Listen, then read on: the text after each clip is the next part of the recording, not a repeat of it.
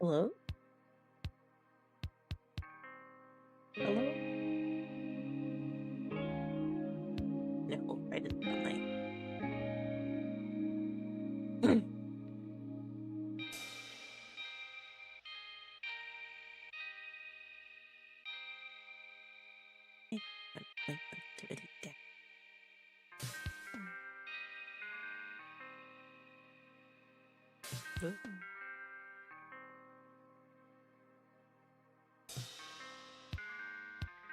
I'm gonna watch some videos this morning. Some videos.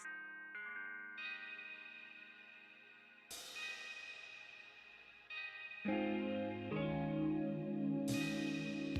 then we're gonna play. We'll play Gwen Blue.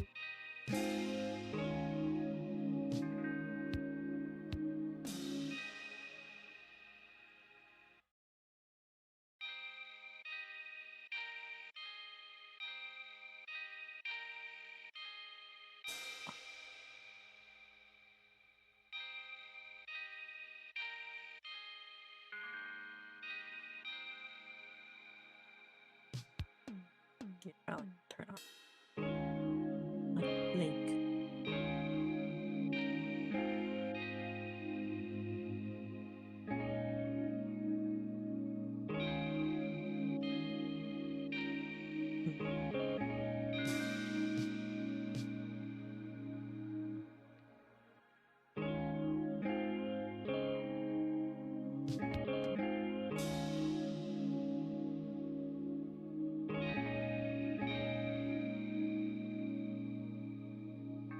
I've already got the playlist for this set, so we're gonna watch it. We're not gonna watch all of it because I think it's kind of long. But I want to check out some videos. I just woke up like 20 minutes ago. I technically woke up at the right time to stream at the right time. But dude, I was so tired. I was so tired. So I decided, no, I'm gonna sleep longer.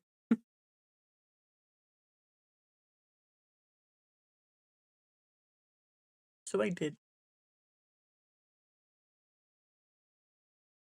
I decided I wanted to sleep longer. I allowed myself to.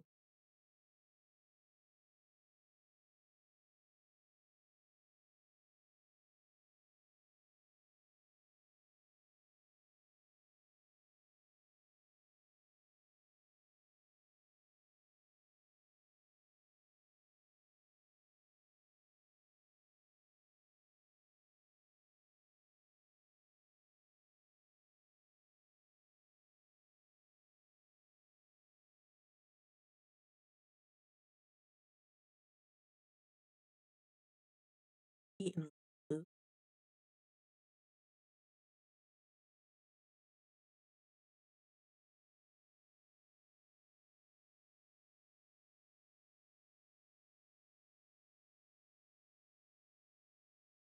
Tiny bit.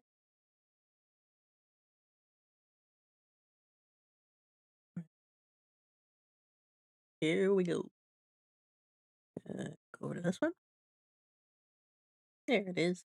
We're starting off. Oh my god. Sorry. I was also scrolling Twitter. Sorry, I was scrolling Blue Sky.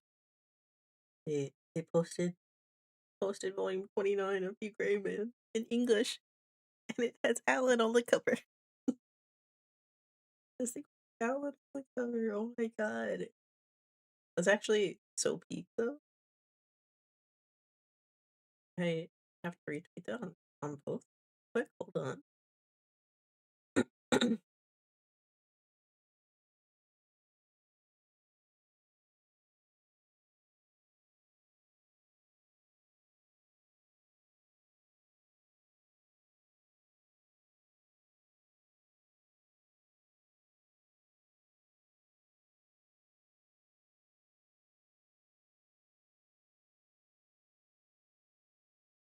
Here we go. Here we go. Not that one. Okay. I'm very excited for this division.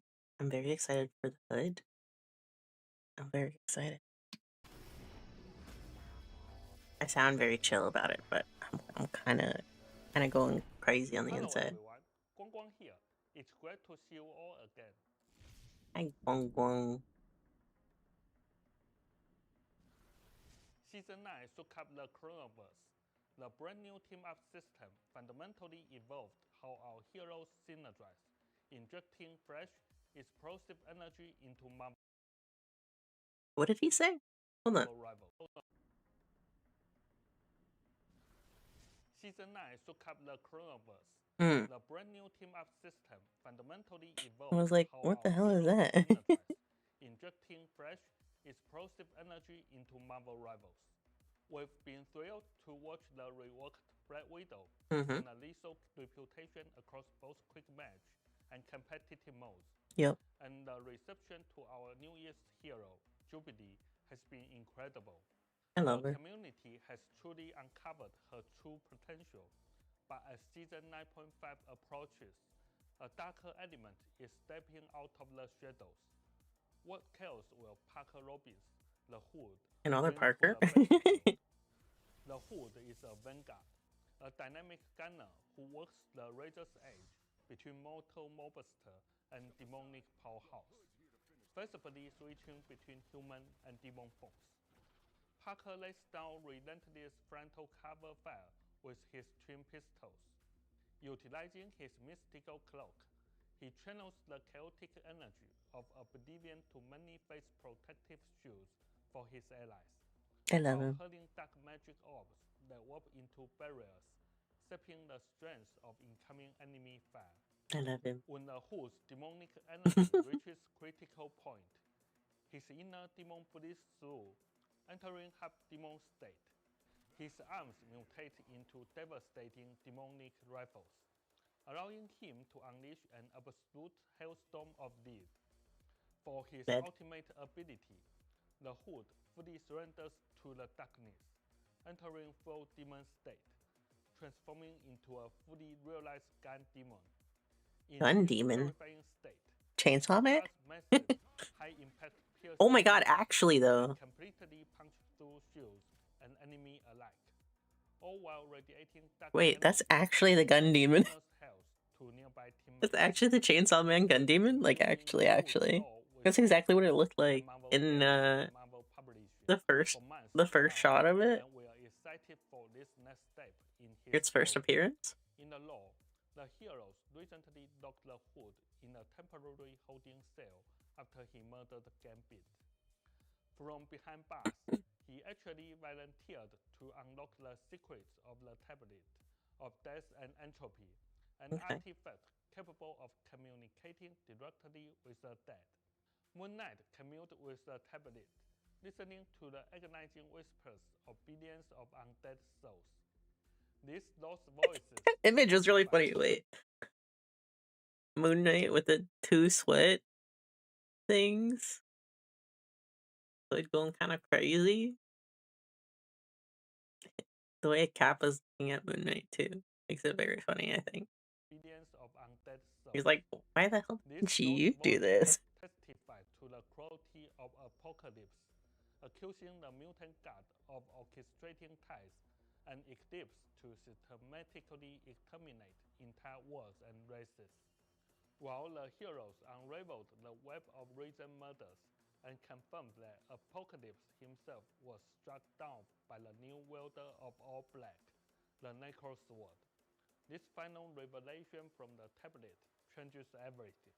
Mark Spencer now realizes the terrifying truth.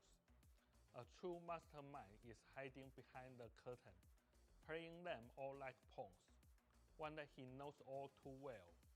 The curtain drops on this cosmic conspiracy in season 9.5. Okay.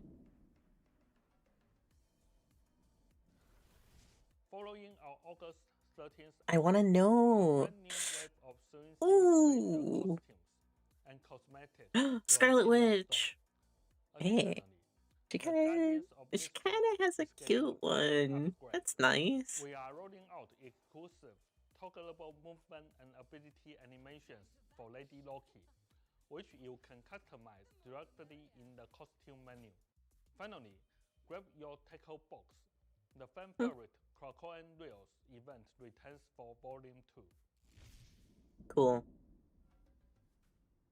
Do I keep all of my tackle? As the Marvel Rivals universe expands with every season, so does our file size. Yeah, While this is the nature of a growing chronoverse, our tech wizards have been hard at work forging solutions. thank God. In Season 9.5, we are implementing a massive texture compression overhaul Good. without sacrificing a single pixel of visual fidelity. We are drastically shrinking the game's footprint on your hard drives. Hope so.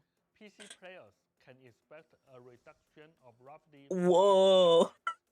while PS5 and Xbox versions are expected to decrease by 15 Not gigabytes. as much, but that kind of makes Note, sense to me. because I we are expect it's already carefully pretty repackaging compressed this early, for. the initial Season 9.5 update will be larger than usual, but the final installed size will be much lighter. Zhiyong is busy in the lab, fine-tuning the meta, so keep your eyes peeled for our upcoming balance adjustments. Until next time, ignite the battle.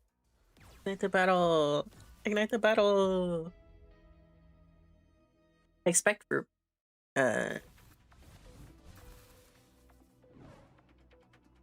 whatchamacallit? For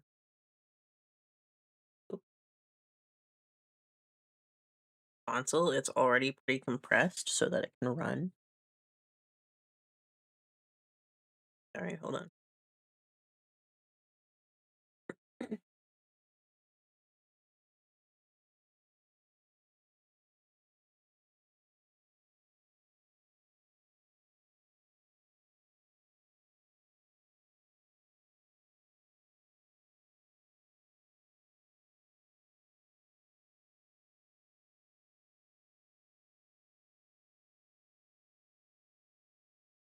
Okay. Hood's here to finish this.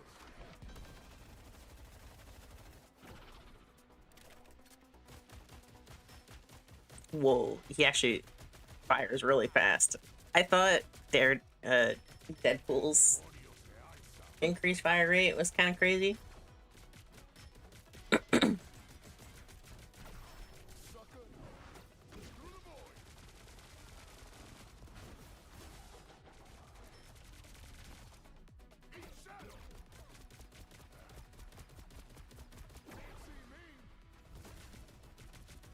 That was actually cool.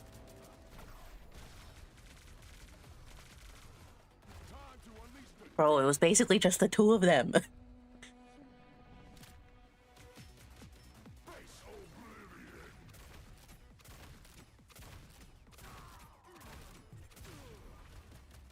That was a lot of shots, though. He can stay in the air? Okay. I changed my mind about that. That's actually very cool. I like it. Very big difference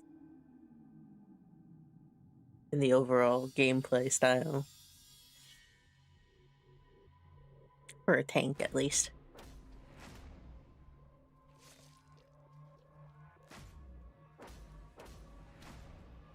Put some trailers in this that I wanted to watch, so this is the first. Cold-blooded psychopath. I did not expect to hear English. I think it's called, like, Tokyo Sergeant or something like that. I haven't watched any of the Bad Lieutenant movies.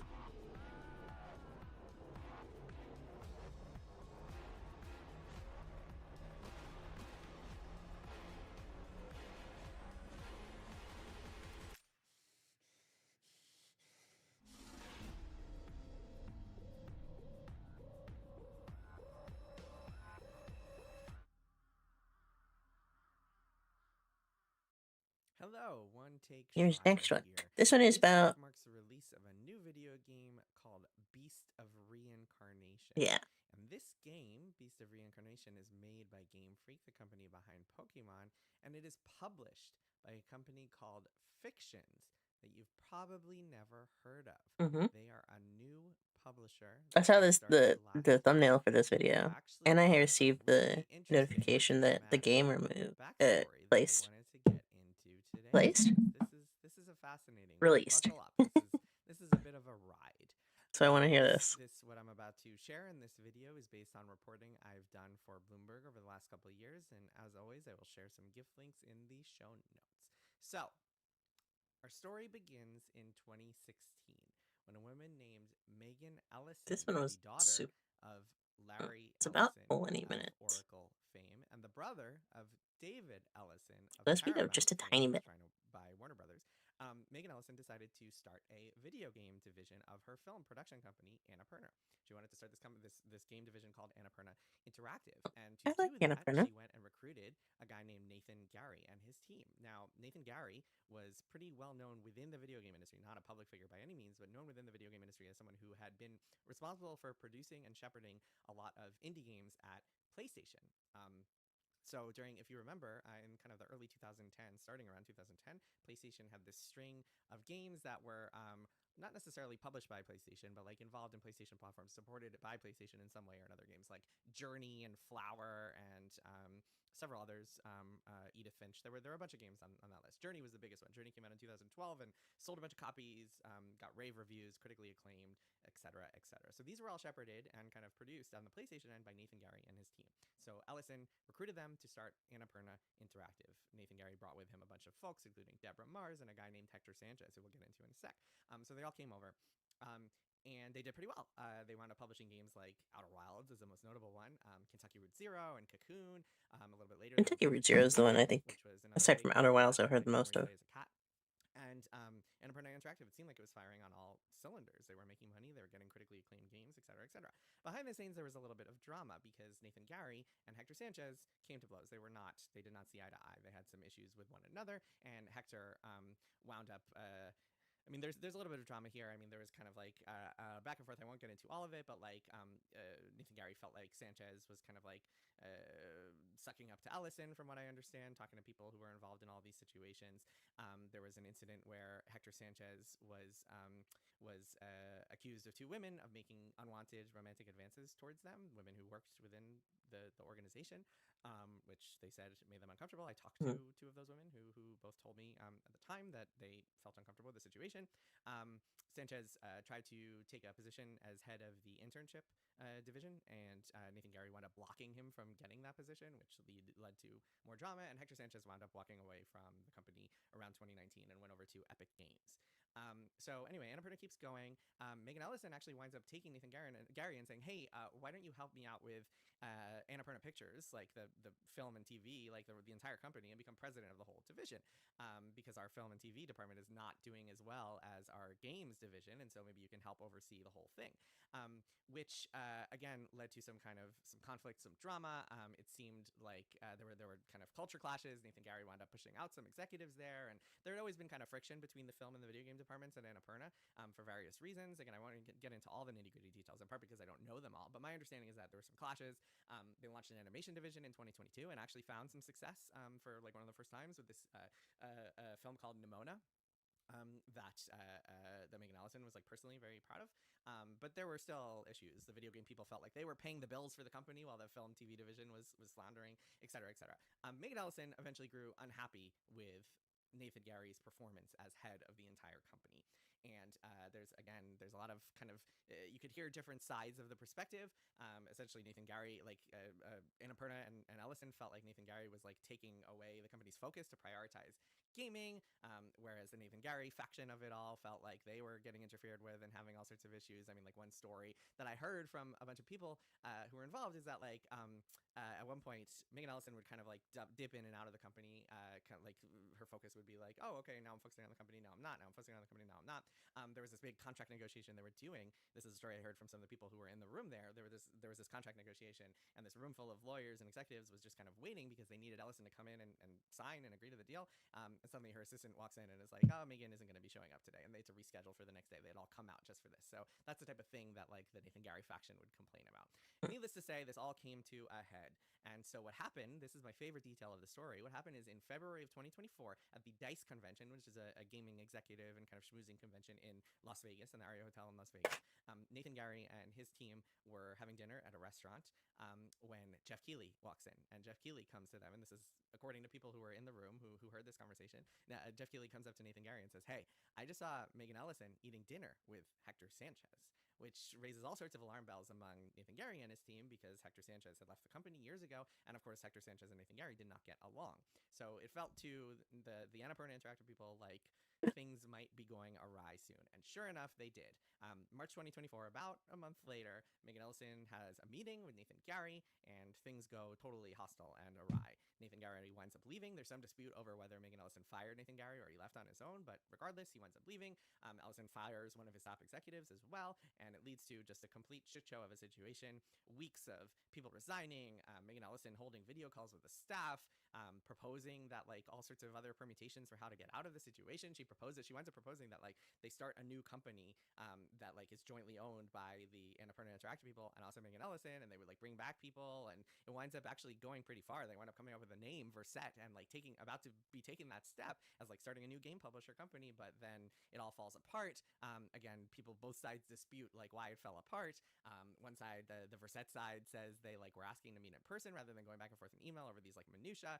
The Annapurna says they sent out this list of negotiating terms and Verset didn't respond properly, and whatever the reason, by August of 2024, Megan Ellison had terminated the deal.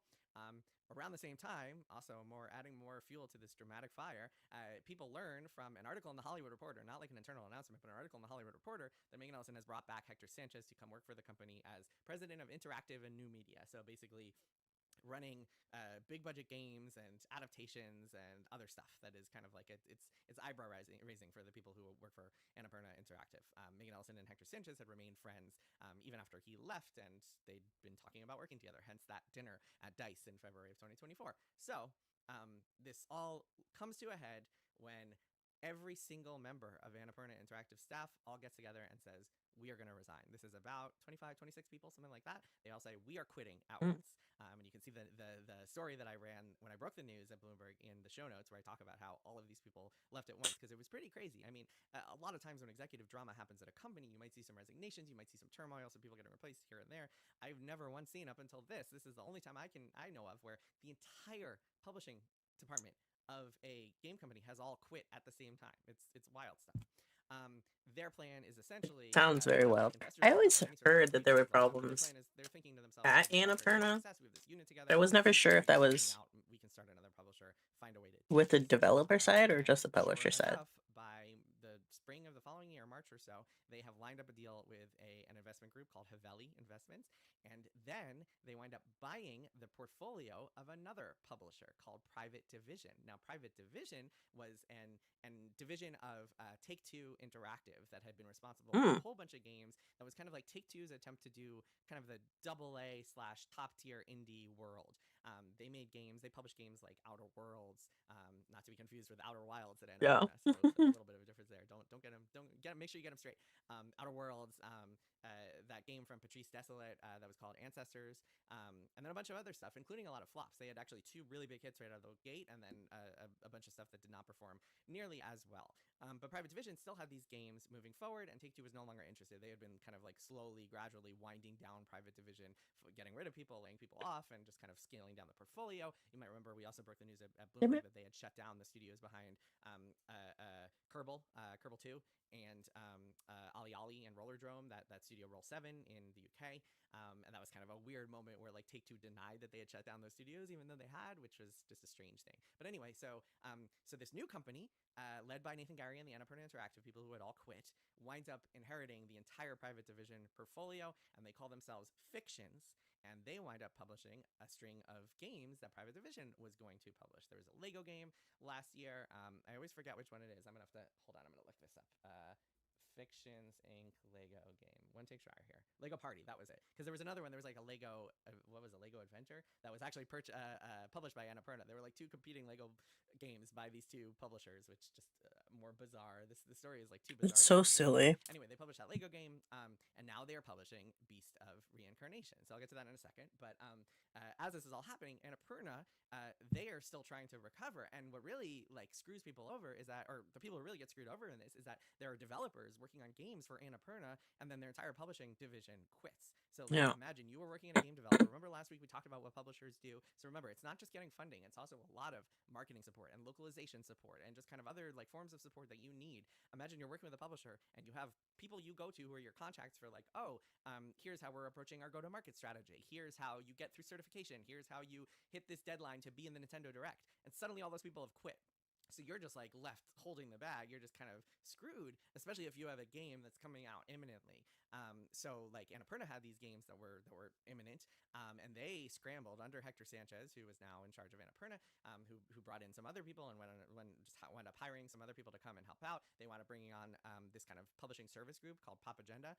Really good folks over there. They do a lot of PR and marketing and other just kind of publishing support that is that a publisher would do, but they don't do the financing part. So they're kind of called a, I think it's called a publishing service group, where they do the services of a publisher without doing the financing part. But anyway, Annapurna brought them in to help out with some of that stuff, and they wound up shipping some games like Wanderstop early last year was an Annapurna game. But those developers, I think some of them still feel pretty burned about the situation and are not thrilled that those Annapurna people all just up and quit and left them with no support for their games.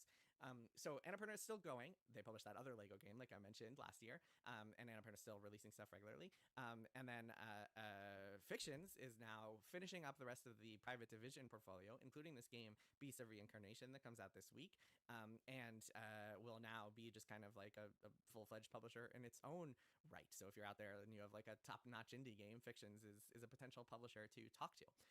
So Beast of Reincarnation, I haven't played much of this. I got a code, but I haven't had a chance to play it, in part because I have to play Soma, which is a game that we are talking about on the Triple Click podcast next week. So I gotta spend my time, gotta focus on that game, even though it's a little bit old.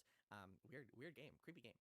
Anyway, so I haven't had a chance to play much Beast of Reincarnation, but it looks really interesting. It's kind of like a Souls-like Japanese game made by, like I mentioned, Game Freak, the people who made. I was very excited for it for that reason. It is, I believe, the last or one of the last games that is part of the Private Division portfolio that Fictions has now inherited and is now kind of winding down and finishing up. Fun fact, Wikipedia lists Fictions as kind of like Private Divisions. It like if you go to Wikipedia, you go to the Fictions webpage, it sends you to Private Division, and it's like formerly Fictions, formerly known as Private Division, which is absolutely not true. If you are a Wikipedia editor reading this, you should fix that, because Fictions is a totally new company that just got the portfolio from Private Division. I think they might have hired like 3 or 4 people from Private Division, but it is absolutely not the same company or the same people, other than a couple here and there. Private Division, by the way, I think there's a story to be told down the road, and I'll certainly do a video of that if I wind up doing that piece, about what happened there and how that company just kind of fell apart after coming out to a hot start.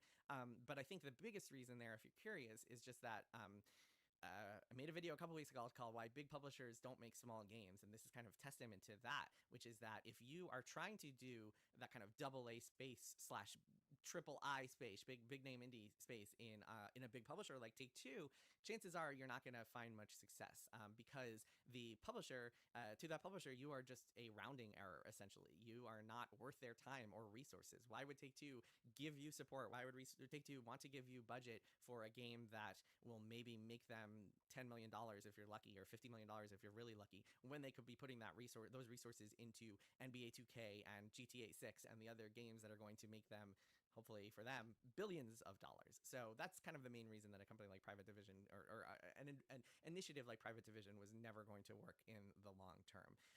But still, that was kind of the sequence of events. And so now, if you ever see that name Fictions, you know that is the ex-Annapurna people who wound up inheriting the portfolio of Private Division, whereas Annapurna is still going, has been expanding, is still operating as a publisher in their own right, and still doing their own kind of games. So Beast of Reincarnation, interesting game, really interesting story behind the publisher that is getting it out to market. All right, that's it for today's episode. I've been keeping kind of a running list of topics and questions I want to answer. I think at some point I'll also do some kind of Q&A themed.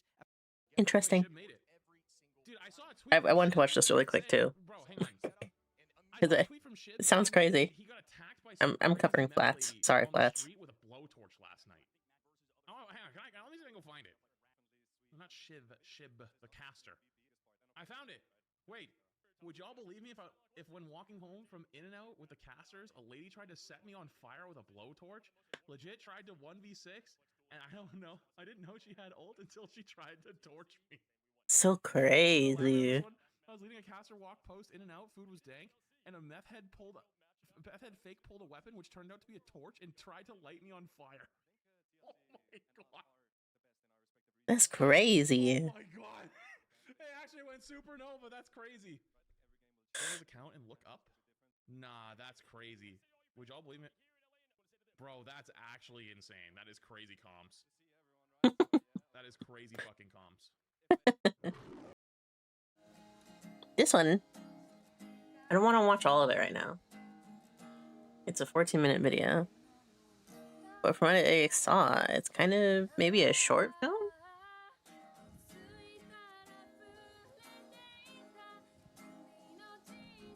I know that song.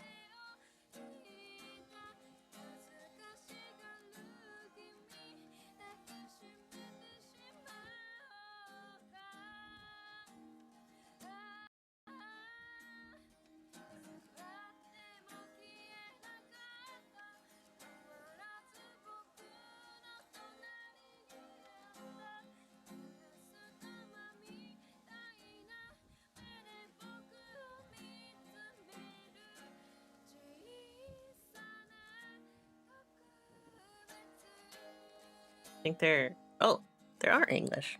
I was like, do you think there's English subtitles? There are. Main reason I was wondering is because there's text. One day in November 2018. Can I move this up a little bit?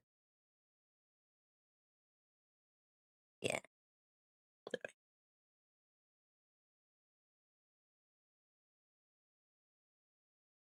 A wanted man. A wanted man was found.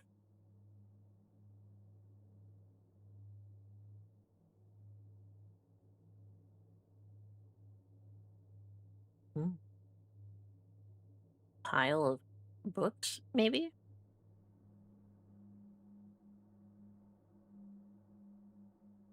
Every tape contained the same recording.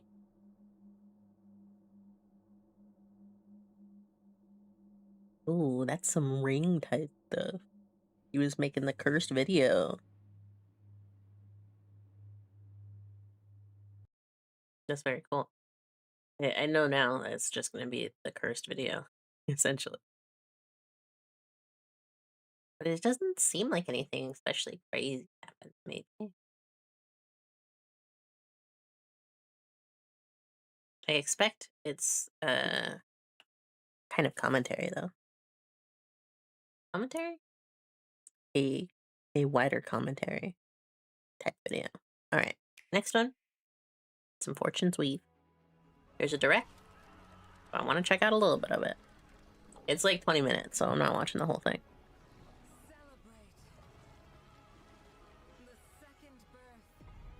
That's another gate. What was the other game? There was another game at the Game Awards where they made a big gate. This is another demonic gate. Of this world's rightful ruler. At the advent of the underworld.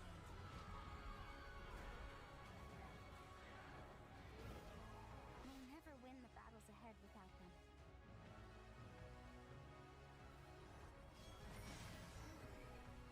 It's kind of not at all what I expected. We need as many as we can recruit. MC.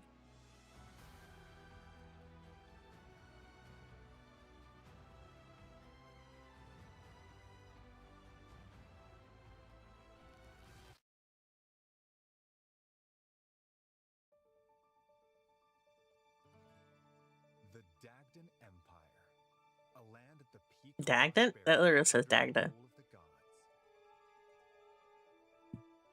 I'm turning off the sub. In the capital city of Daxian, Is this entirely just a story trailer? In search of a stronger opponent, is attacked by an enormous monster. Musical talent. You're just summarizing the opening for me. I don't need that. All of your Okay. and advanced tiers. Beginner classes are the foundation. Gladiators excel in hand. Other participants unfold to research your I'm so in love with the way that they animated the portraits. It's something new shopping arcade. You'll purchase weapons and tools. in like a really small way, but it's So be sure It's to still a learn lot. necessary skills before applying. You'll gain access to even more facilities. Remember this for a long time to come. This seems like not all of them are animated though. a spot where a mysterious white bird rests its wings. Where you'll bold warriors, I kind of hate the shading on his hair. bow upon your strength. It looks like jelly. The devotion in your beating hearts. For those who stand upon the final stage, I shall grant whatever wish you may desire. So say I, the divine sovereign, that I vow to you. This isn't what I expected it to be almost at all. People of Daxian, hear me now as I declare that the heroic games. Oh, it's a big tournament? You are given two choices. Face the forces of the demon god Balor on your own, with the knowledge that it's no easy task. But you can do it? Or use the time-traveling powers of the goddess Fortuna to change the fates of the four heroes. You must carve your path in the hope of saving Dagda from destruction. Those who Eh, All right, I kind of like it. and this time I think I would need to actually play some of it though I am so tired. to decide if I'm more interested. Adulting, which is not fun. I don't know. A little bit of Jesse. I just want to see what video he's watching for this one. It is not cool, and so I was feeling pretty tired. And I was After like, that, maybe we'll I'll get into just game. Put off recording until tomorrow, and I won't worry about it. You know, people will understand. And then, like a sign from the heavens, I got a message that was like, "Hey, have you seen this video?" Which, by the way, no is the answer. That's why we're doing this show. But I guess it was in response to the video I'd done about all the YouTube videos that had the same title and roughly the same. Oh, thing. yeah, yeah, It's very yeah. Weird. And apparently, this is a video from 3 months ago about a completely different thing.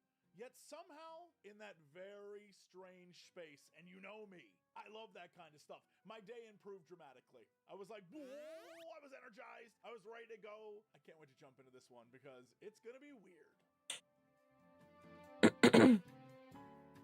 Dun, dun. Dun, dun.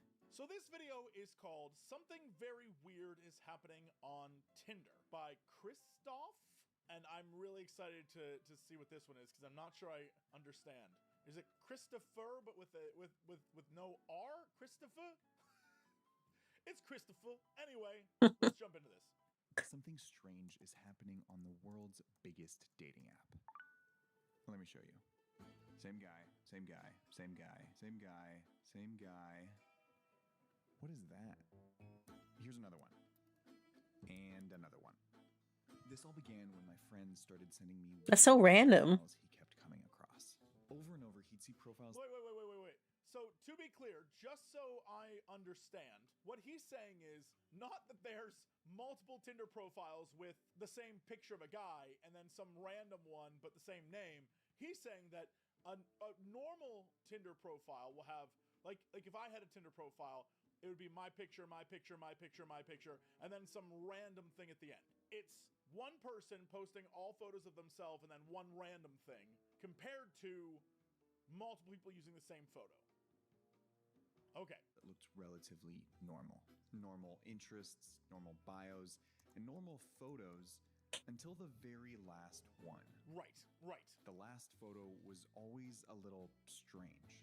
a face that didn't match the rest of the profile, often poorly edited into another image or like illustration. AI trash. And my friend Yeah. wasn't alone. I went digging, and I only found one Reddit post and one Instagram reel about this, but the comment section was full of people who had seen these profiles too. You keep clicking through, and then it's just And like verified. a drawing, some random photo that doesn't make any sense. Times Square with like the NASDAQ thing, an anime drawing of an Asian guy, a bobblehead drawing of like an Asian guy with a soccer ball. The random line drawing, the random old master painting. When this started happening, I was like, no one is gonna believe me. It's so This is a weird. thing. But I don't understand. I mean, like, I'm sure we'll find out why. I am super interested. I didn't think I was gonna watch this full one, but I'm kind of in the rabbit hole now. I'm interested. People are doing it. Oh, this is probably why it was recommended to me. Is this again a case of like something sinister, or is this again the case of a trend, or people saw someone do it who was, I don't know, handsome or whatever, and they're like, I'm sure it's like that's AI a tip or something, or maybe there's a video generated where he's like, here's how to engage profiles, or something, and then people just start doing and it. then they have to like put in the last photo So why do so many accounts on Tinder as like a final photo advertisement, essentially? Sorry, I'm opening something. Tunnel vision. Okay, is this his show? I have not been on dating apps in a long time, so when I've never used a dating app. And the one time I was about to, while I was on a show, shout out to Jules, my good friend, who was like, hey, you've never made a dating app? Let's make you one right now. And we attempted to make one, and I had friends fill out all the information. And yeah, what ended up happening is before I could even like start that thing up, I got hit up by someone who was watching the show. So, needless to say, that didn't work out. But what I'm saying is, I haven't actually ever used a dating app. I haven't either. So I don't know what it's like on there. I've considered it, but no. I felt a little bit out of the loop, and I wondered if maybe this was just some kind of reference. Feels like I it don't get. requires too much maintenance on my side. Group signal that I am just not aware of, and I quickly. I don't really have someone who time for. It first started with a weird photo of like a billboard. Okay, ignore everything about this that we've seen so far. Just take it out of your brain. You go on a dating app, and it's like, 3-4 photos of this very handsome-looking man, and then the last photo is this. I'd be like, no, that's a killer. That's a psychopath. I don't know what the hell that's supposed to be. That's a crazy person. I don't know what it's supposed to signal. I don't know what it's supposed to mean. I don't know why the lamppost is in the way and the trees. It's a weird. I suppose it's a way to just like get someone to try and message you as well. That obviously had nothing to do with the rest of the profile of the person it was attached to. That's not even the same man! Also, the man that's in the first 5 photos absolutely looks like he's AI generated. Yeah. 100%. That's not a real guy. And then I kept seeing it pop up over and over and over again. Same photo each time. Same photo. Yes, the same photo.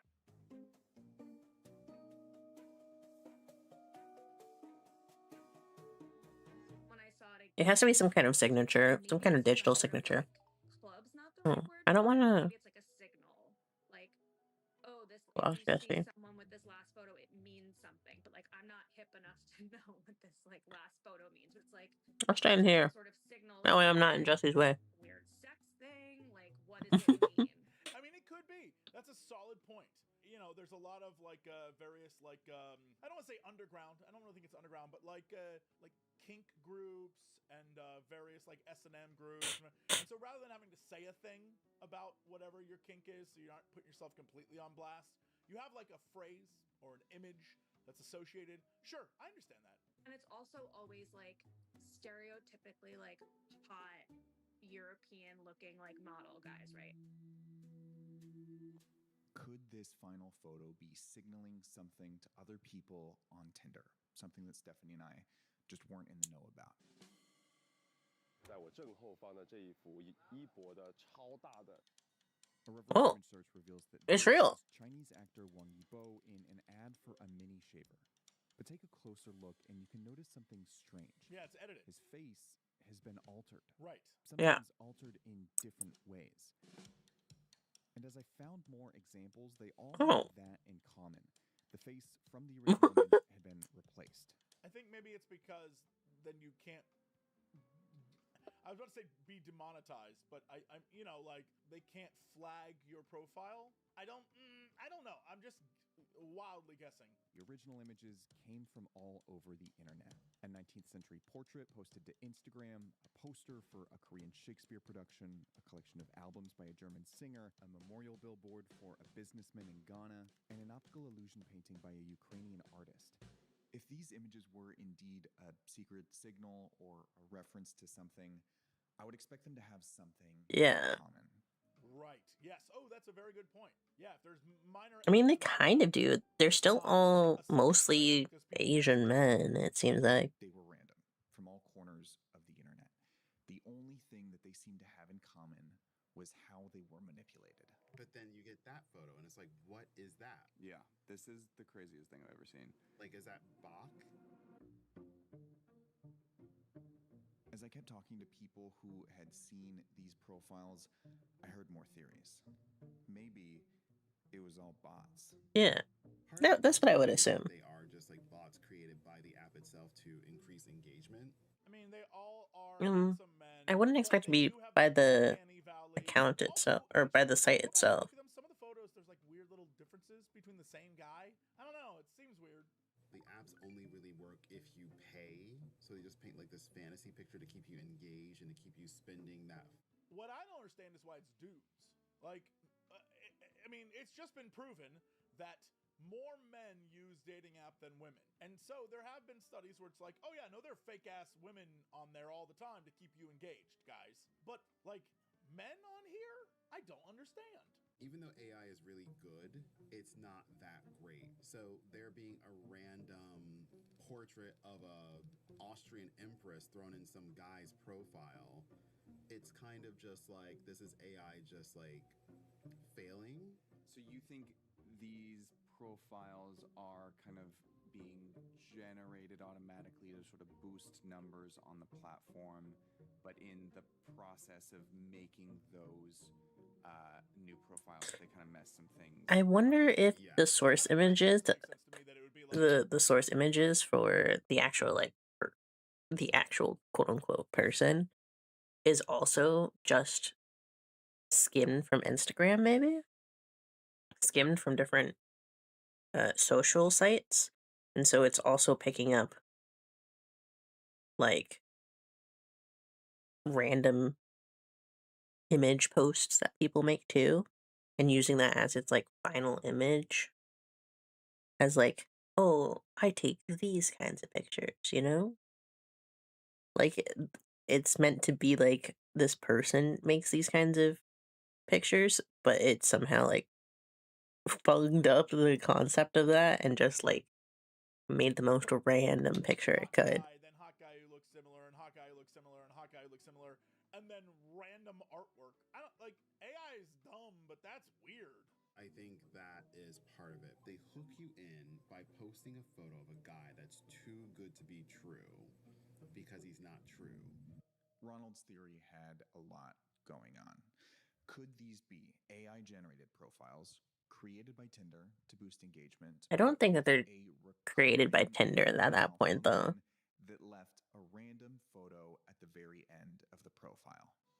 I mean, like, AI does a lot of wacky stuff. For it to do that consistently feels like it's not as, but not who the profiles claim to be. Right. I you mean, know. It very well could just be skimming, you know? That's old Yeah, school, yeah. man.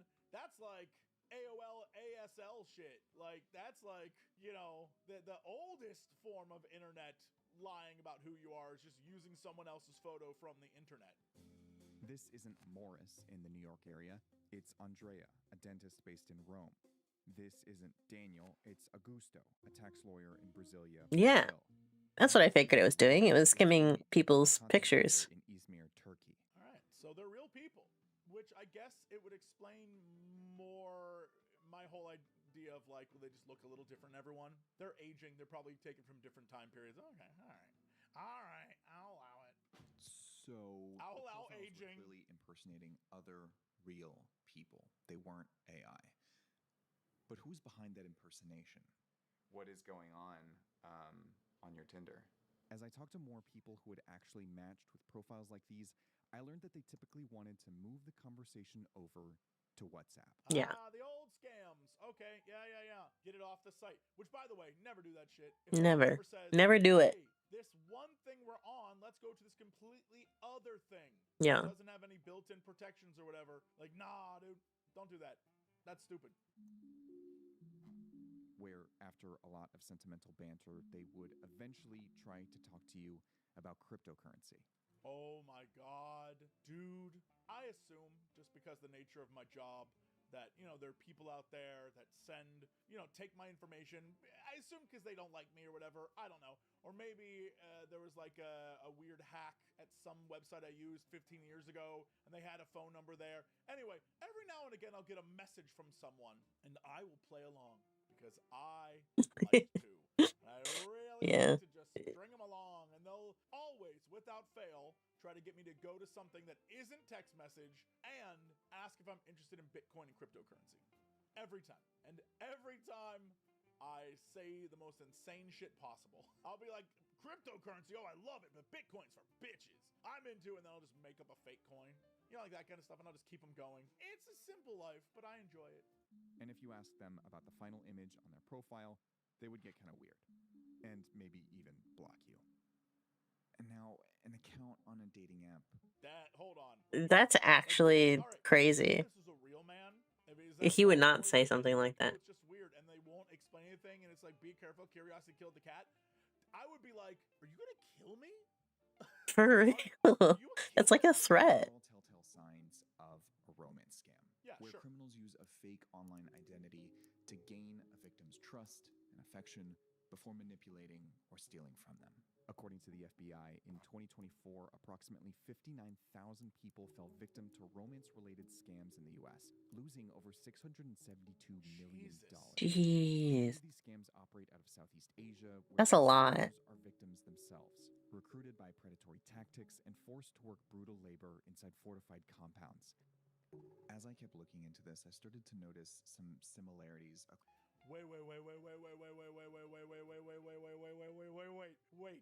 Wait.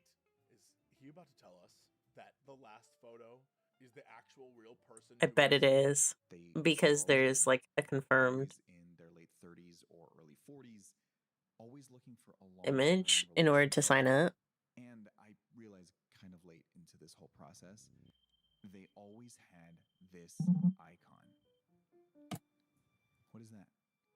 Bots and scammers, beware. Tinder has a new feature that helps make sure your next crush is the real deal. The dating app is rolling out a facial verification feature. It's called Yeah. Tinder certainly hopes that it's... It is! The last photo is their real face. That's what they have to put there. Oh my god. That's wow. Yo. That's crazy. and scams on their platform. In October 2025, Tinder rolled out a new feature for US users, Face Check, where you can take a short video selfie within the app to confirm that And then they edit themselves into just a picture. Face Check is a form of what's called liveness detection. That means that it's not just checking to see that your face matches the one in the photos, but also checking for movement to prove that you're actually there and that your selfie video hasn't been digitally altered. It also estimates your age and checks whether your likeness is being used by any other profile. The software behind FaceCheck was created by a company called FaceTech, a facial recognition security company whose clients include various financial services all over the world and the U.S. Department of Homeland Security. According to Tinder's press release, users get a blue photo verification badge if the scanned face matches a profile photo. Bingo. A profile photo. Profile photo. Just one. Not all profile photos, not some profile photos, just a profile photo. Yo, that's crazy. You know what? This is one of those videos that I'm so happy I'm watching, because So silly. That it's slowly unfurling, and I'm just like, Oh, even his thumbnail kind of references it, because it's a picture of him. What if these profiles were created by someone pretending to be someone else, and And this manipulated final photo was their actual Yeah, face. that's actually who they. It's Oh my obscured god. and hidden at the very end, but just identifiable enough to pass face check, since face check only needed one profile photo out of 9 to match. On many platforms, a verified badge reassures other people that you are who you say you are. And on some platforms, sometimes you can just buy them. Yeah. That was my hypothesis. If that was true, it would mean Tinder face check kind of sucks. Yeah. Right. It would mean that a scammer can convincingly pretend to be someone else. So you have to with do it. any You have to sophisticated try it technique. yourself. But by slipping in a photo that looks like this at the very end of their profile. But I would wonder The thing is, like, why it would be so edited then, too. I called up Walter Scher to run my hypothesis by him. Walter is a professor of engineering and the author of A History of Fake Things on the Internet. And he studies the reliability and security of facial verification. But I sort of am skeptical that, you just need a single photo to match for this to... But it is possible, right? Test it. It's not out of the God, I realm hope he tests of it. possibility. I don't know. Do you have any thoughts on how you would reverse engineer this, where I, download Tinder and put a bunch of maybe like AI generated photos of what looks like the same person? Exactly. Yeah, just perform your own experiment and see if you can still use the profile, right? Like, I think that's clearly what I would do as a first step. And then if that works, you kind of have a hint that the face verification is extremely weak. And this probably is a romance scam. Okay, let's give it a shot. Hell yes. I downloaded Tinder and created Let's a go. profile imitating the strange profiles we'd Yeah, seen. just copy their I generated shit. AI images of a man in his early 40s and generated an image with my face in the style of this final photo. I look like a hobbit. I uploaded my fake profile photos and my... Wait, watch it. It's the mystery on Tinder explained. The final photo mystery on Tinder explained. Essentially, a bunch of Tinder profiles had generated images that entirely were different from the rest of the profile images. We're pretty much at the end here, and he's trying it himself to see if the Tinder photo verification is essentially easy to get around for scammers in order to create these fake profiles. So he's making one right now to test it. I'm ready. The photo verification test. As it processed my results, I waited. I went out for lunch, and by the time I came back, I had an update.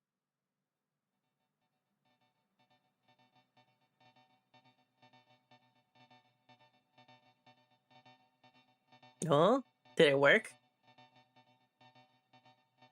It did. It had to have. My profile was verified. Okay, the experiment worked. Here's Yeah. CJ, 31 years old. Boom. I can't believe this worked immediately. Wow. I was genuinely expecting this to get flagged, or for it to not work, or for it to have to take a few tries, but it worked. That's crazy, actually. There we go. It's official. What's the whole point then? That's This crazy. one photo got my profile verified. And If I lazy deleted that photo, on the I part would of lose Tinder. my verified badge on the entire profile.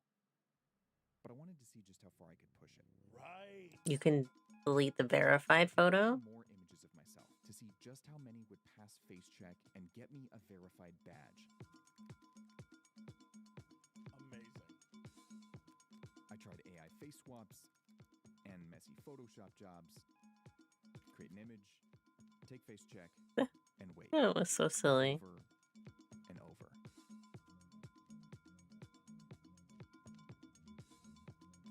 He's essentially recreating the same images that were throughout the rest of the video he saw on other profiles. Got me verified. My next step, if I was running this test, is I would then, just to see what would happen, change, the CJ character to 4 different guys, and then stick the end bit on. Obviously, it wouldn't matter, but I would love to see if it affects anything at all. Does it even matter if it's the same person in any of the photos? You can get a photo verified account on Tinder while pretending to be someone completely different, simply by including one image that kind of looks like you. That's why these profiles look like this. Wow. That's crazy. I ran the same experiment on Hinge. Hinge is owned by the same parent company as Tinder and also uses face tech for facial verification, and the result was the same. Wow. A single matching image resulted in an entire verified Wow. profile. Hinge did appear to have a higher threshold, so it would reject some of the images that Tinder Oh. verified. A FaceTech representative told me that that difference could be because Hinge is setting its profile pic matching to a higher sensitivity level than Tinder. Then I ran the same experiment on Bumble. On Bumble, only one image passed the verification test. It was this one. And after verification, every photo that didn't match my face was automatically deleted. So, props to Bumble interesting. for actually being kind of secure. I reached out to Tinder to let them know what I'd found, but as of publishing this video, I haven't heard back. The core issue is that Tinder only requires one profile photo to match your face. That's so silly. A verified badge. I understand why they might not want to require Why even edit it? Pass face check. You might want to include a photo where your face isn't visible or a meme that shows off your personality. But right now, you can create a verified profile using 8 photos of people. No. That's stupid. That's stupid. There Give should me be a second. function That's like,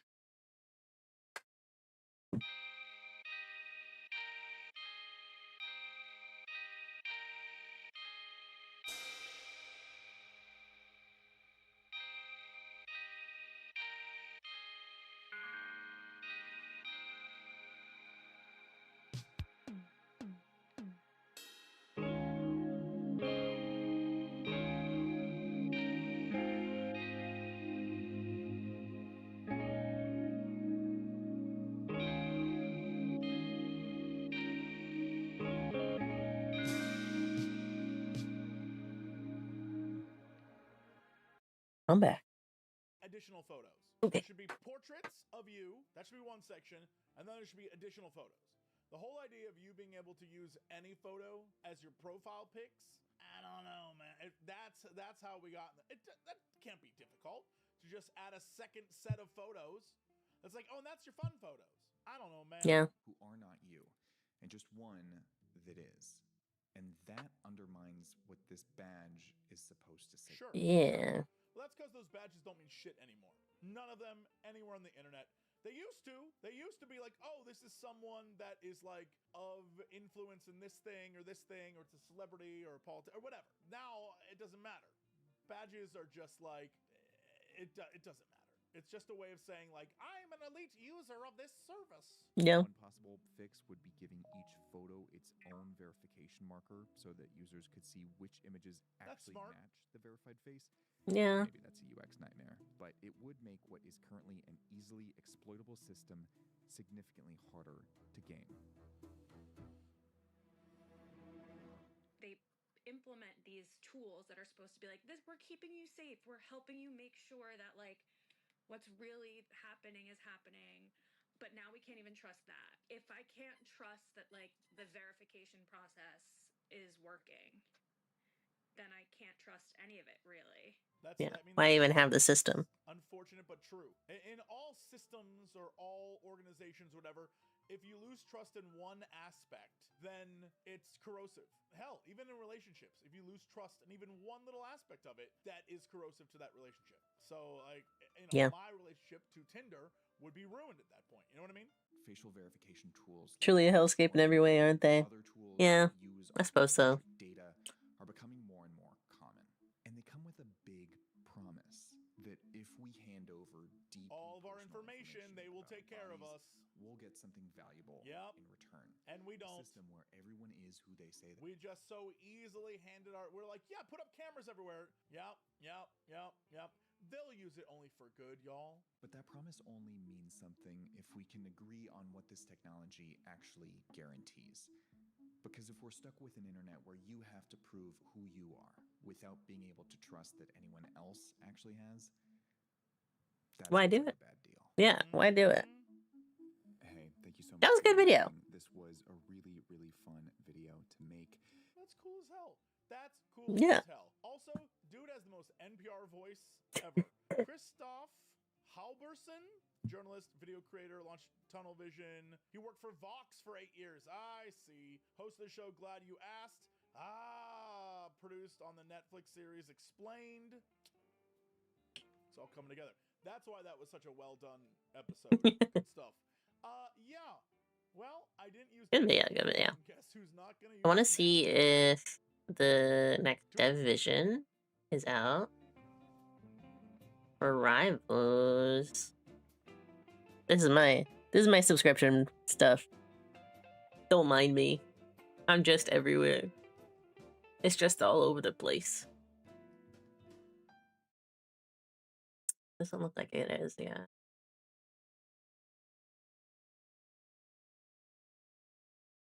Money doesn't magically appear. Yeah. You already understand the Glendale. I'm going to watch that later.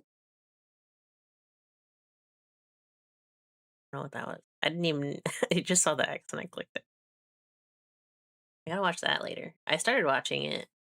The full pod. Connor played I Have No Mouth and I Must Scream. I assume that's what this is.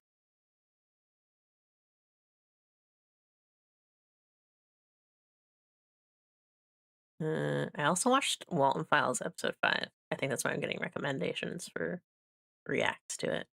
But it was alright. I think there were some parts of it that had a little bit of cheese in a bad way. But not a lot. It was only like 1 or 2 places where I thought that the writing for it was a little trying to justify the ends. The end result of what it was.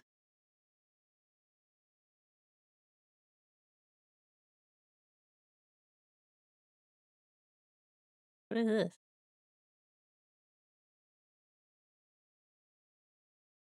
this? This pro shot of the Korean production? Oh my god, it is. I don't know if it's necessarily a full pro shot, but it says Act 1, so interesting. Thinky cheese. Just a tiny bit. It was only like really one particular scene that I thought was not great, but it's more so I think because they were trying to like set up to a certain event, you know? And they couldn't think of a way to make the character reasonably get there without like really making the scene a little weird, you know? A little cheesy in a way. Like in a horror sense.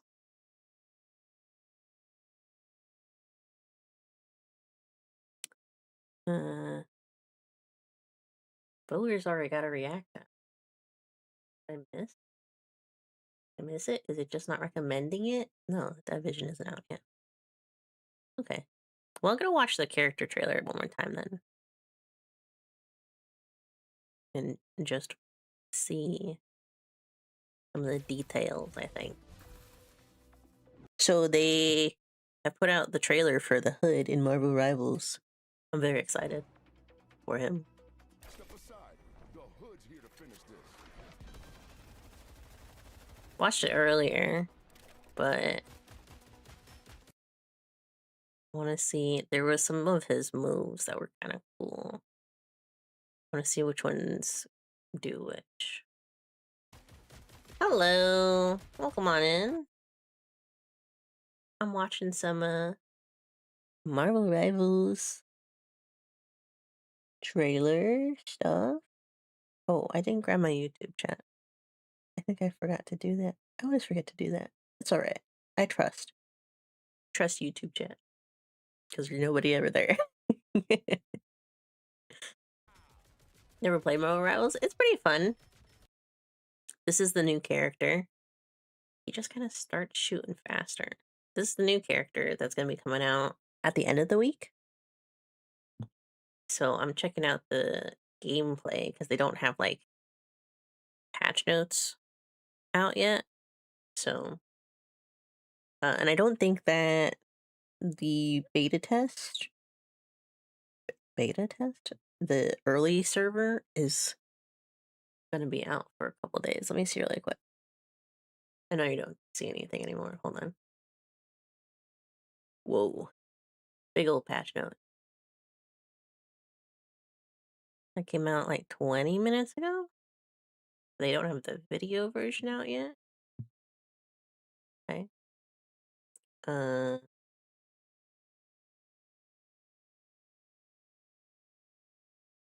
Let me look.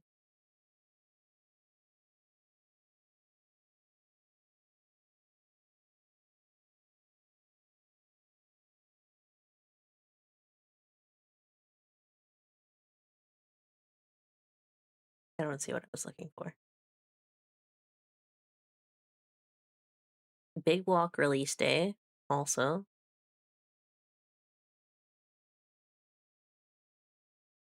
Was today. I gotta check out some stuff about that later. Big Step In. I'm so excited for Big Walk. I don't know that I'm gonna be able to play it for a while, but I'm still happy and excited for it.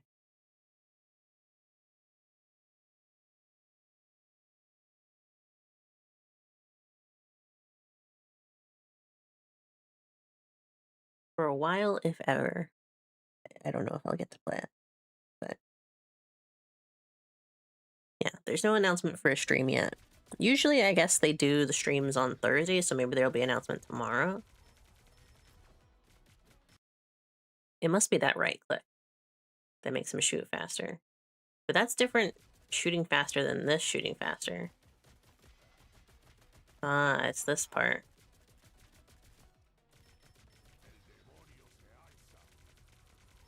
And then his right click lets him use this, but he has to build this up in order to do that. But he can still use the right click even without it. Because he still uses it there.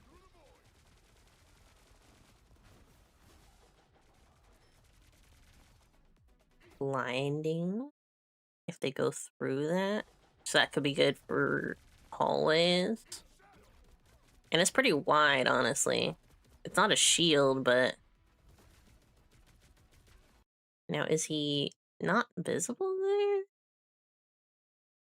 He's probably still visible, honestly. I don't think they would give him something where he turns totally invisible. Well, maybe they would. Maybe you can only see the hood, because that looks like his body is ethereal there, but the hood is not really.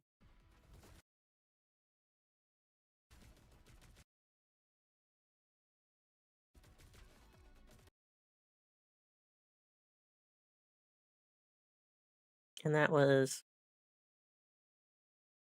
the wall and then the left shift. Pretty long cooldown on that, but I guess as a tank.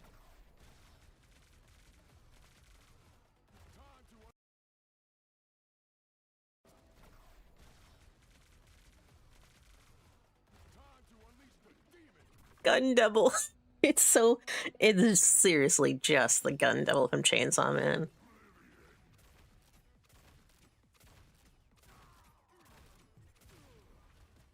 This is crazy to me. That he can just lock up in there. He just lock up in place in the air is so crazy to me.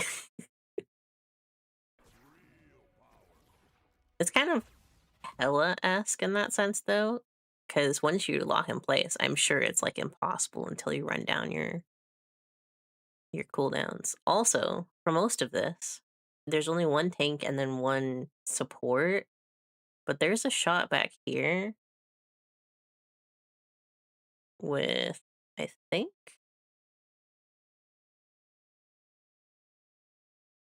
it's this part. I need to back up a little bit more. There's 2 DPS. And he's The only reason he's tanking this Punisher ult is because there's a Jubilee behind him, healing him through it. But even then, it still goes through pretty fast. He still gets the kill, though. He's, like, taking Punisher down faster. But Wolf jumps in. I mean, he's still about half health there. Unless this is him getting his own healing out of it? Hold on. Because I kind of thought that they had an alternate shot where I could see Jubilee behind him, but...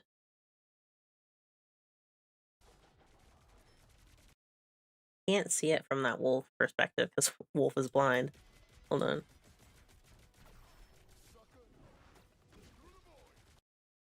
I assume this has an auto heal in that case. Because he's getting healing. So he must have some kind of healing power there. And I don't see a support behind him. Oop. Yeah, there's no support behind him. Oh, so he has health drain. That was on his right click, I suppose. But was that purely on the right click? Or is that a skill still?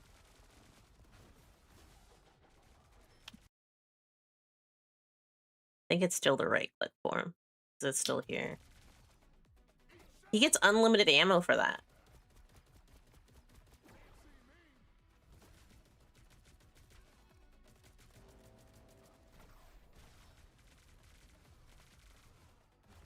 Wow, his right click just gives him unlimited ammo? How long is the cooldown for it? Hold on. Is that He doesn't activate it there. He does here.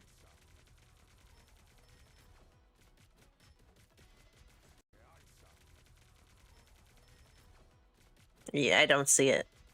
It didn't pop up. Oh, I think it said 10 seconds. I think I saw it there.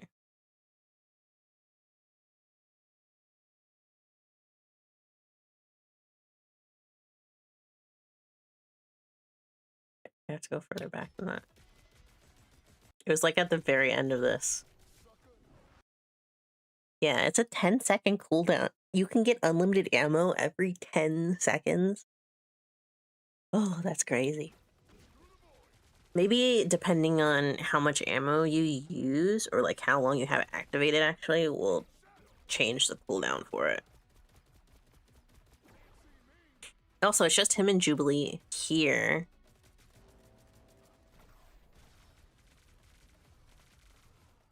She's giving him very passive healing there.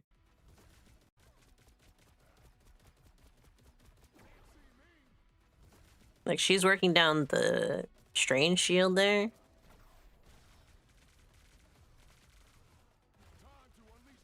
But it's just the two of them taking out 3 team members.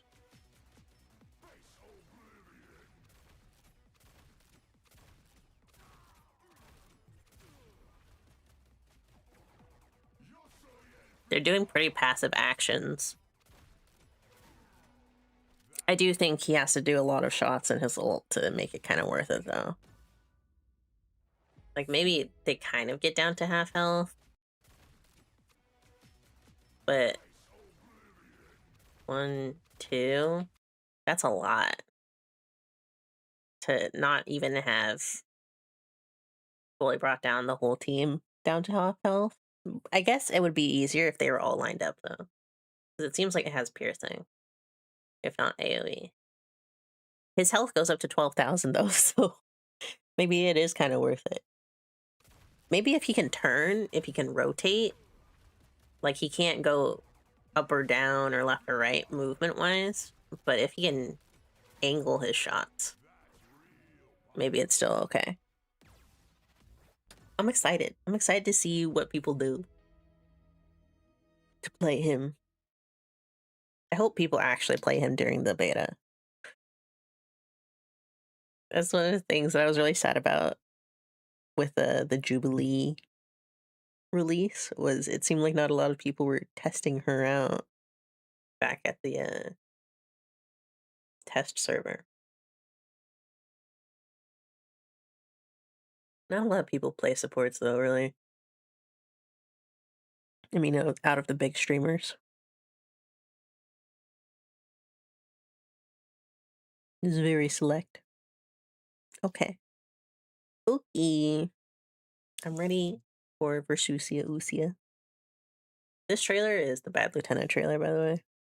I already watched it. It's just my playlist. Just my playlist.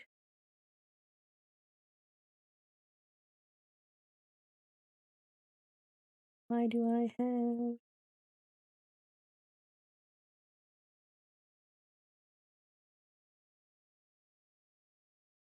Versusia Usia Usia. Versusia Usia.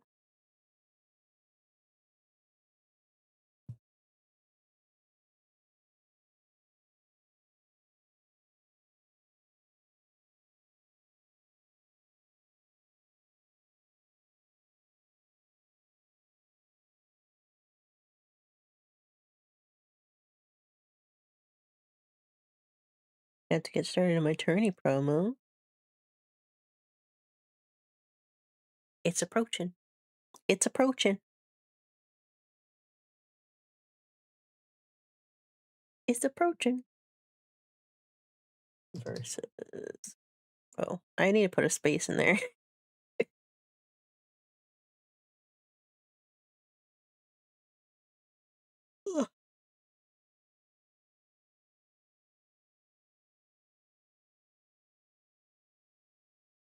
Oh. I didn't realize that. Maybe I need it. Oh. I'm not even locked in place. That makes sense. Full tilt. Full tilt.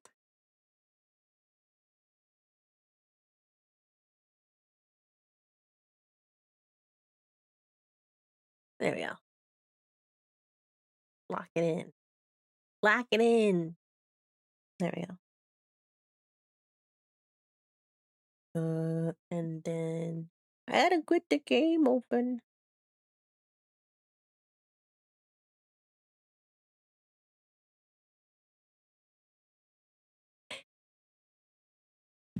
That was nice though. I like watching some videos. I got up not too long ago. I got up like maybe 20 minutes before I started stream. Hello? Bro. I'm starting to think I just gotta unplug my controller. I'm not using it.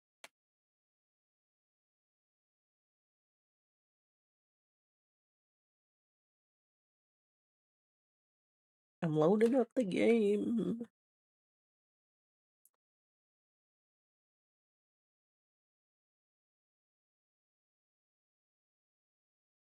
Yeah. And now I'm just thinking about Big Walk. I want Big Walk. I want Big Walk. Big Steppin'. I know that someone in the server was going to be playing it. I thought about joining, but I didn't know anybody. Even vaguely.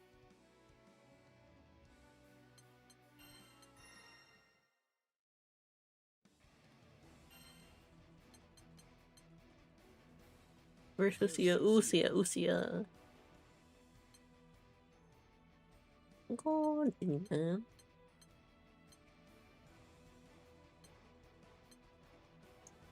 Oh, that's a good one.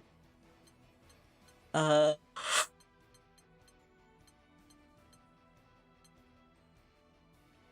gonna go maybe against Beatrix? No, let's do... Well, no. Because I kind of need to just straight practice combos. I don't need to necessarily fight.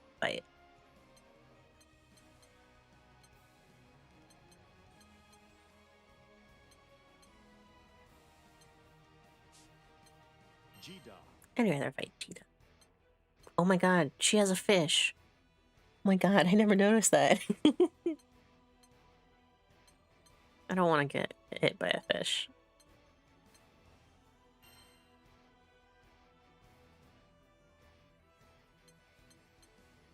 Amalthea. Versusia versus Jita. Yeah, Jita, no. Please. Thank you. I think there are enough people interested in might be throwing another big walk together soon. I'd be down. I'd be down. As long as it's not on Friday or Saturday. I work those days. I mean, I technically work on Mondays too, but it's a little easier to work around. Hold on, I have to adjust the thing.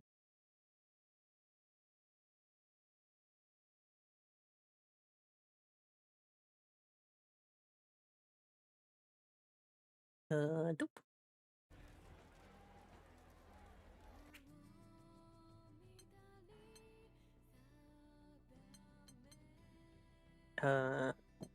What was I about to adjust?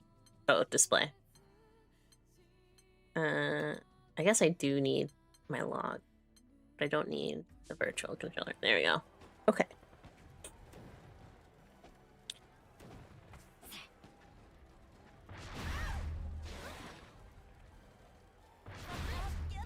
I kind of just want to practice remembering my combos, not necessarily fighting direct.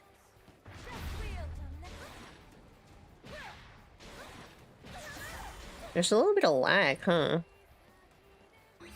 Like the frames are kind of down. Which is weird, because it's not like I'm getting actual frame lag. Like I don't actually have dropped frames at all.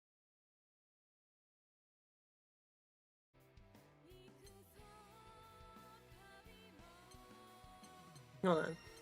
Let me see if I can make some adjustments.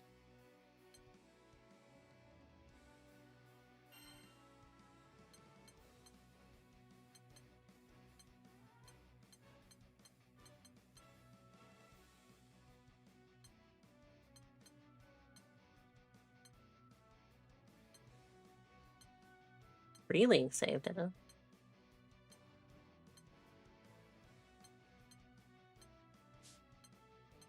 Graphic settings. Excuse me. We're gonna go mid, because I'm just gonna let it optimize, actually. What do you mean? What do you mean highest? What do you mean? It went from high to highest. Me personally, even after I get it down at practice, in practice, I need to rewire to get it usable. Yeah, it's just that I don't really know any of the combo stuff. Why did it go to highest? I can't understand why it did that.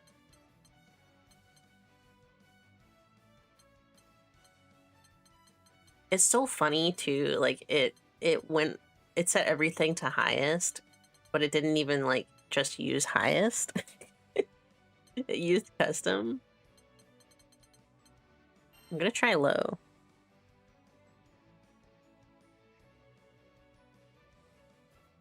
I don't think that's gonna help though. It looks like it's not helping. Let me see something really quick. I'm gonna open my stream. How did my...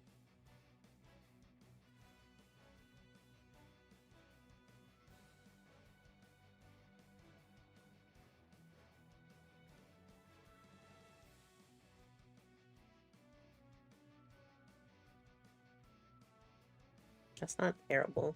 Okay. Back to training. Versusia, Usia. Versusia. Jita. I set everything to low still, so we'll see. It must just be my OBS. It's kind of lagging frames. Because it looks like it's doing all right. But we'll see in a second too.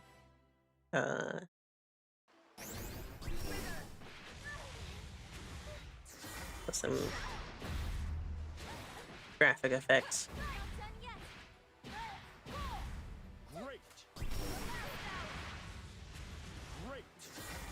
Oh, yeah, that seems fine. I mean, the game itself is a little,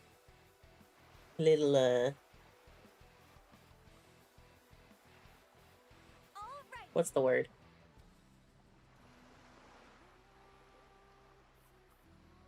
Crunchy? But that's okay.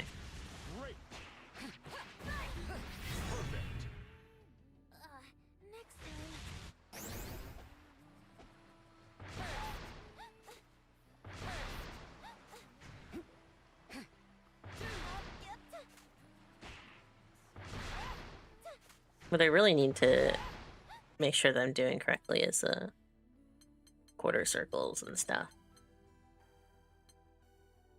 HP recovery, auto.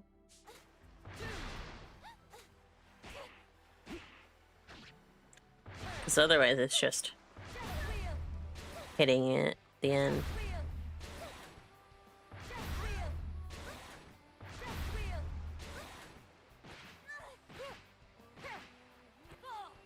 Hello? What was the problem there? I was hitting it too early. Even giving it a little space kind of still works.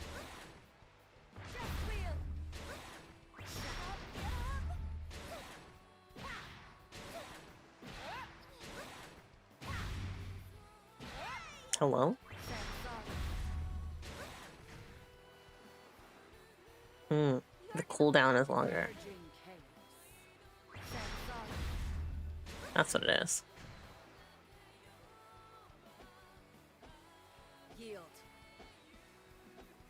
Whoop.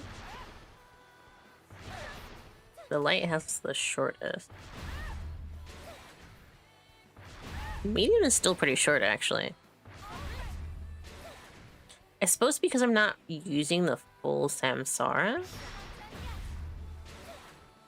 it's not counting it. That would make sense. Because this is the only time she actually says Samsara. And it gives me that full distance.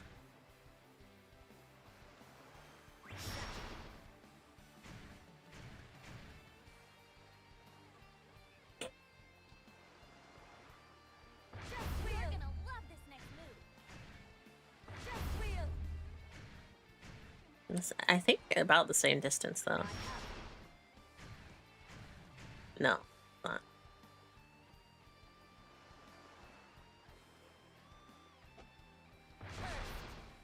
That's even...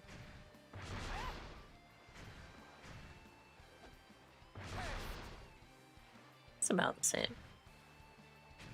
You're gonna love this next move.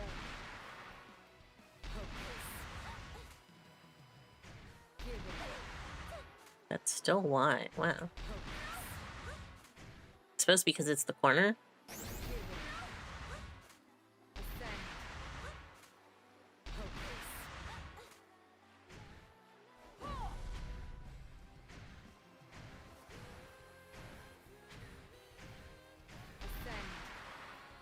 That still does about mid-screen.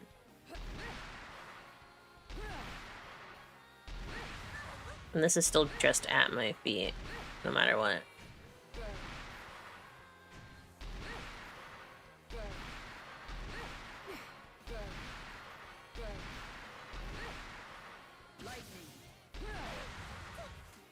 How was that? Behold. Lightning, thunder, lightning, thunder. Lightning, lightning, lightning. You're gonna love Does that change it? Thunder. Behold. No. Guided. Condemned. It does for the medium.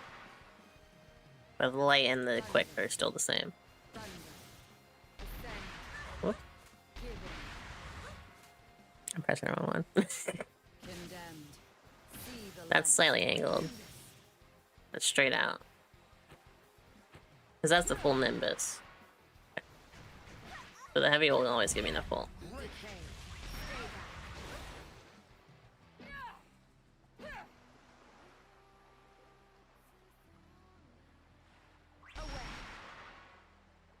That's just mid-screen, right? Yeah, let it recharge. Yeah. And then A just auto targets. Let's see how fast I can get that.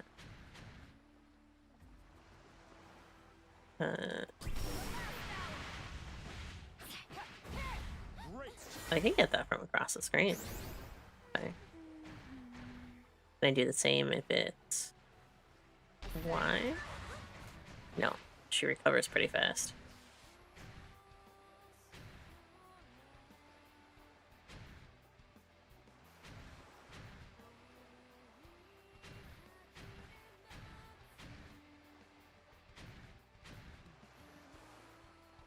Sometimes it hits it, sometimes it doesn't. No. Yeah. If it's the A, I think there's enough time, but not if it's the Y.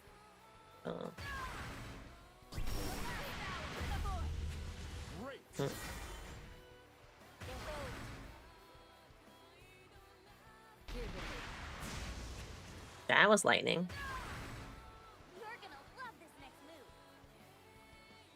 There's decent space in between that.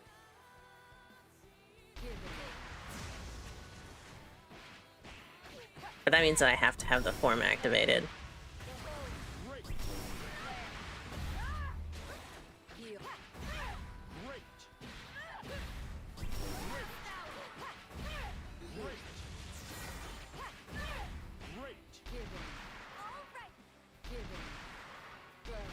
The light's the one I want to hit. Oh.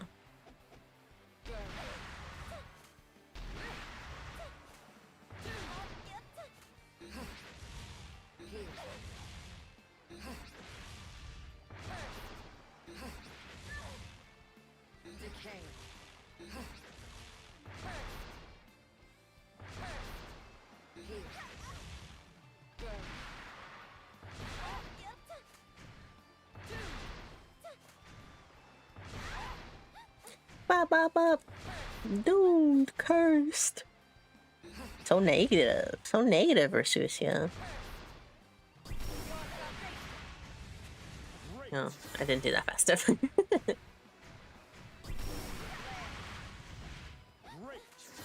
Let me see if I can get a follow-up for that a little better.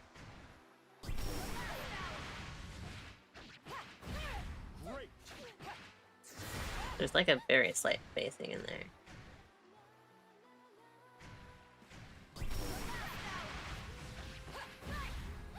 Whoa, the space on that actually was pretty good.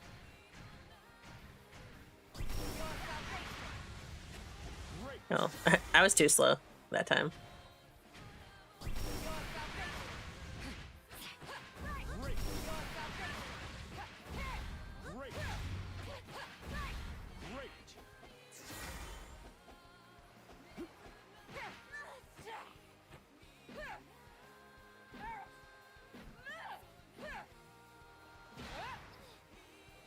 Just a slight movement. But I can't hit it too early. I have to make a full step.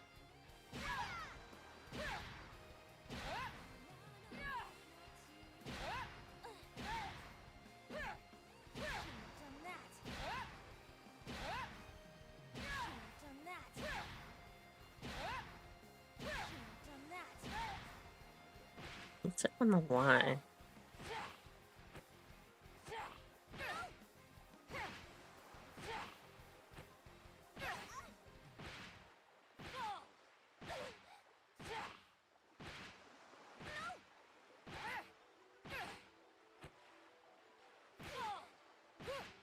That's not terrible.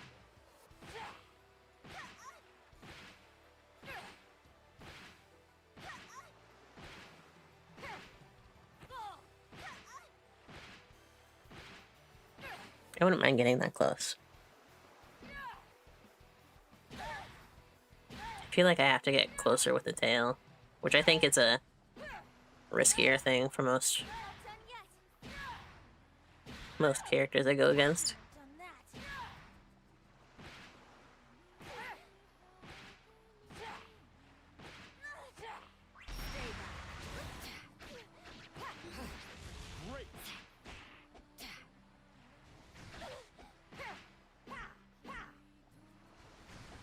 You're gonna love this next. Hello?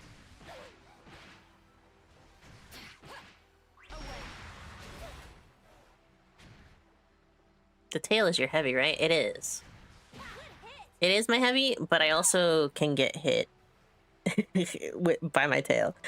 I've had a couple of times where I do this, and I do it like maybe half a second late, and then they get a hit off of me from it instead.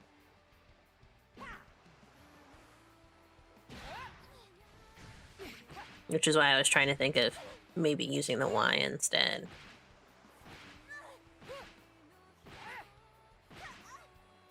It's like Ferris Whip, yeah.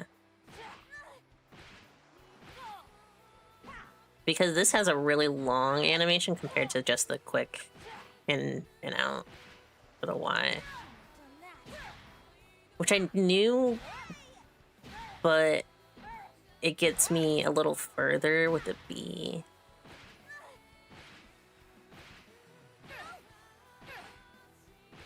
There's like 2 frames from the back up for Y compared to the long circle of the tail.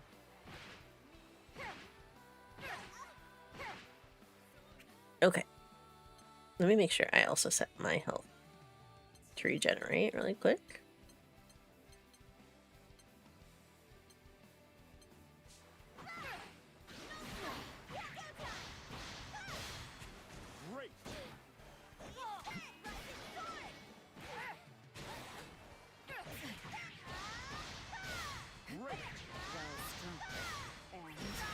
Oh.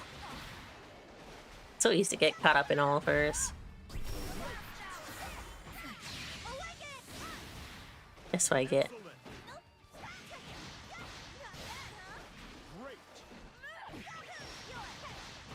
Not the one I meant to use. Is that what I meant to use? Oh my god, she's so tiny. She's the same size as me as when I crouch.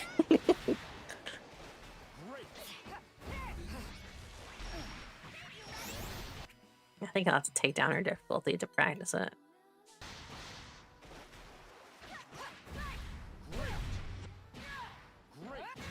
Reset, girl. Purge me. Purge me. Oh, she's just gonna back up. They think the beginner is more cautious? Okay. We'll do normal then. Maybe she'll take... Maybe she's baiting me, actually.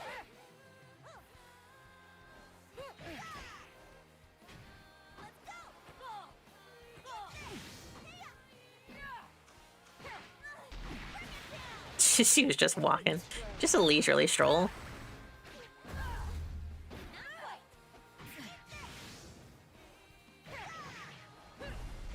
I thought I could get that earlier.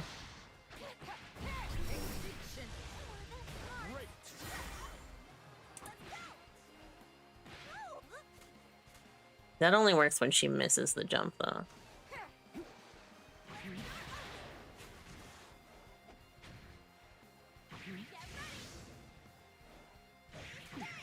Yeah. Can I still anti-air that from that distance? Whoa!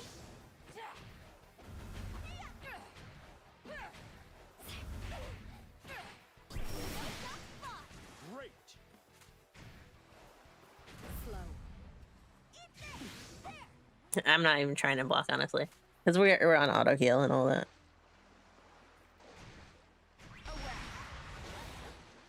Run me! Run me down! Oh, that goes further than I thought.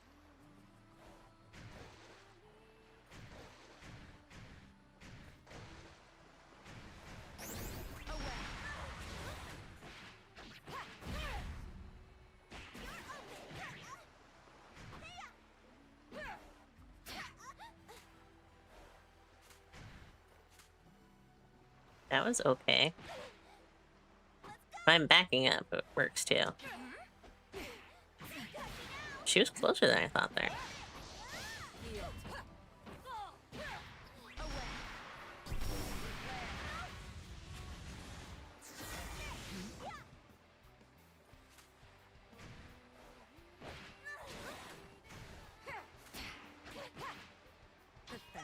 That would have been the time for an anti-air.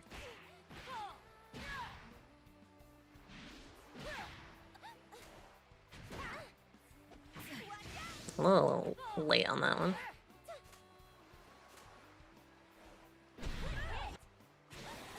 Why did I hit that one?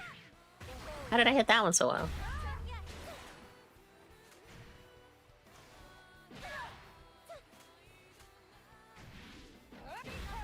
Oh, whoa. How did I do that so fast?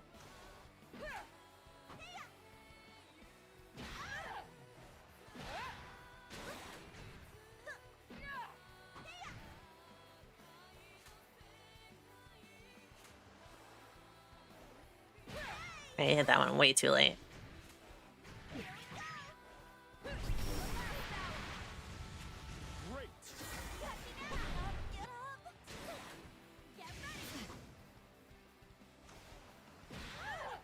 Hit that one too late too.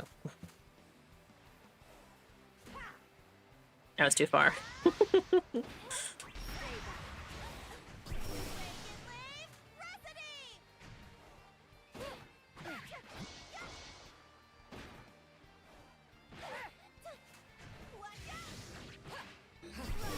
Whoa! How'd that miss?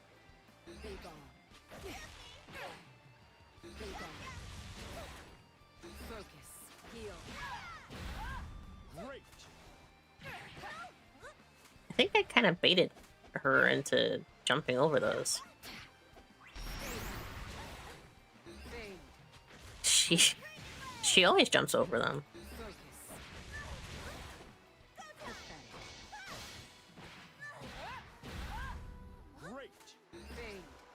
Wow.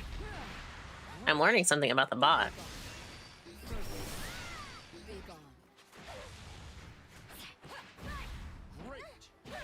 You caught on that I was trying to bait her into jumping over it.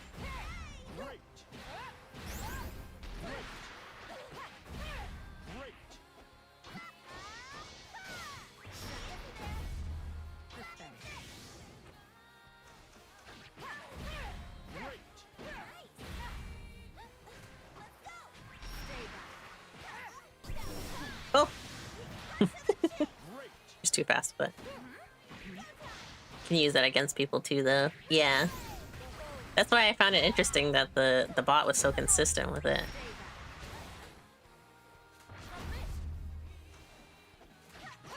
I used the wrong one.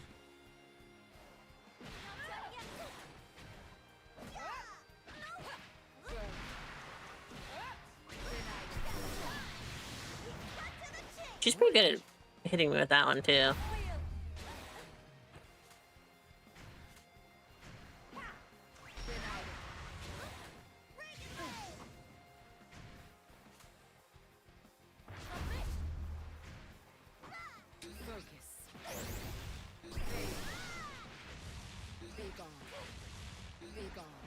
Now she's just running it down.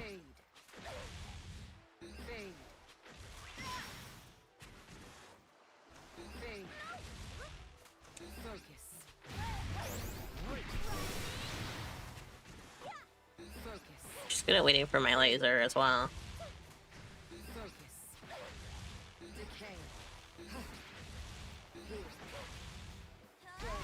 I gotta remember that there's no difference between that.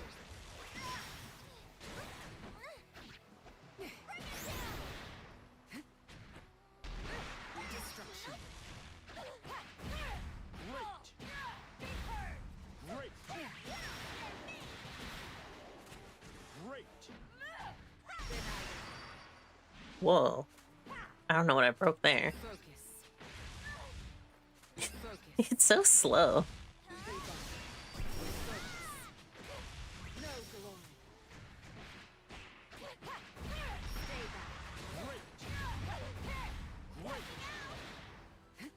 Invincible.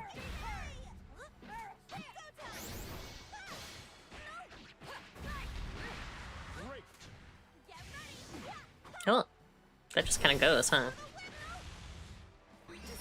She's too far to be using it.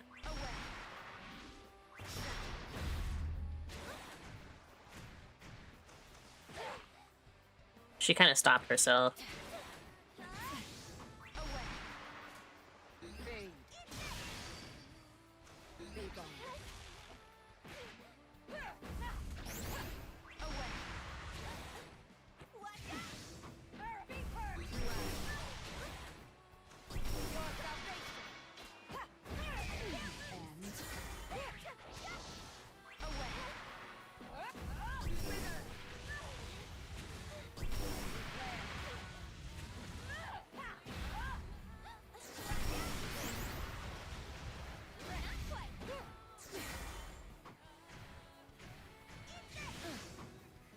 Because why is the overhead? I want to be able to hit that.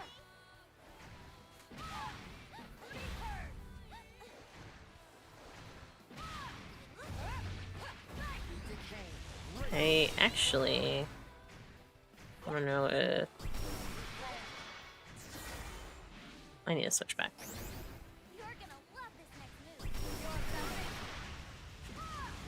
No, that's too early.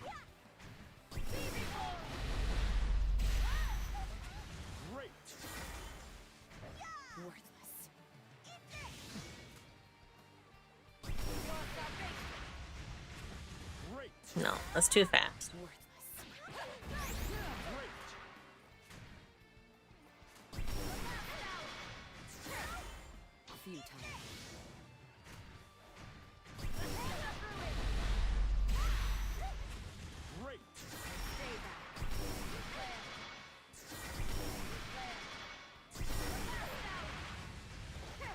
No.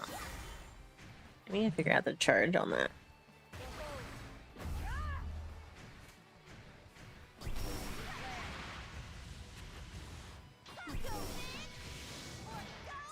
So I go in too early with it. That's what I'm seeing.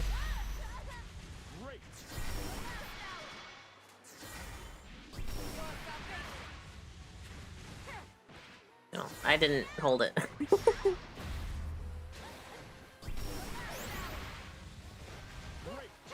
I didn't do it again.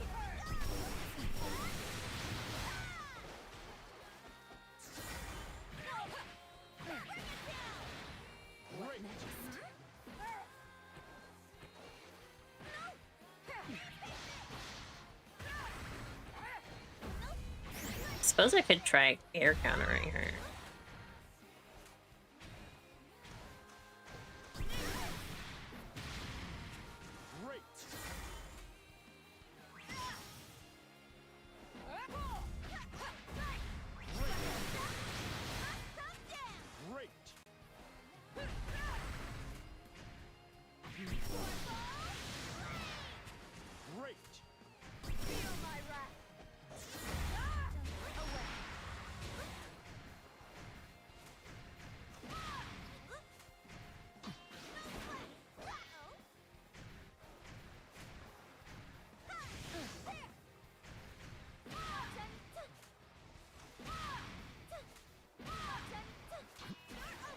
Actually, pretty easy, just hit that. I just hit it in combination.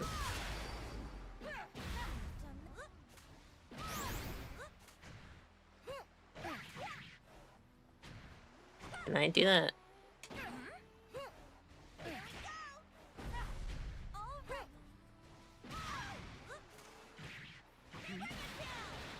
Well, can I get that done?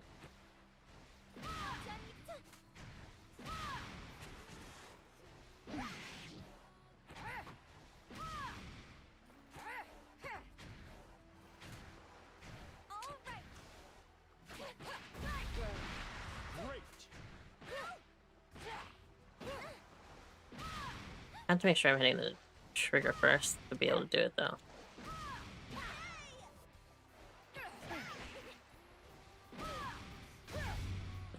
Losing that after is too fast.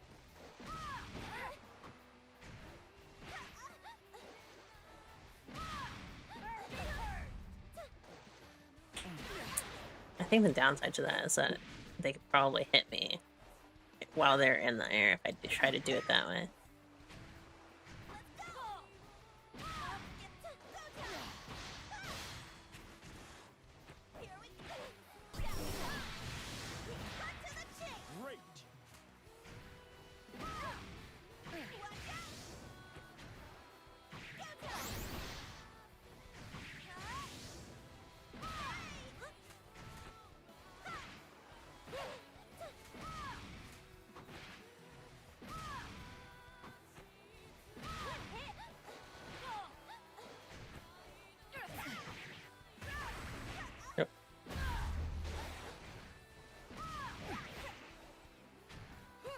You know what? How I keep activating this just randomly? I sometimes think that it's the jump button because it's usually the jump button in like standard games. No.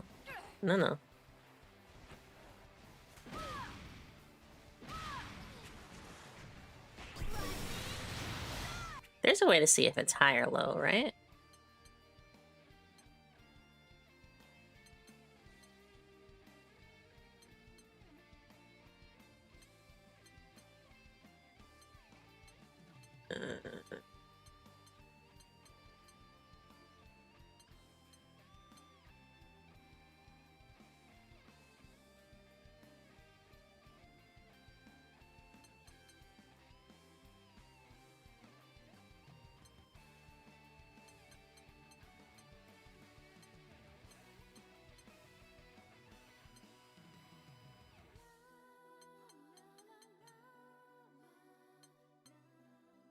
I feel like there was. Oh, there it is. Wait, my light's considered a high? My light attack's considered a high attack?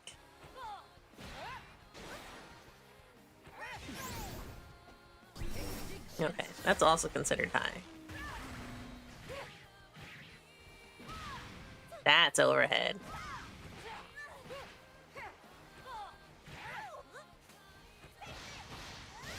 What next? Hello? Oh, because I'm pressing the wrong direction.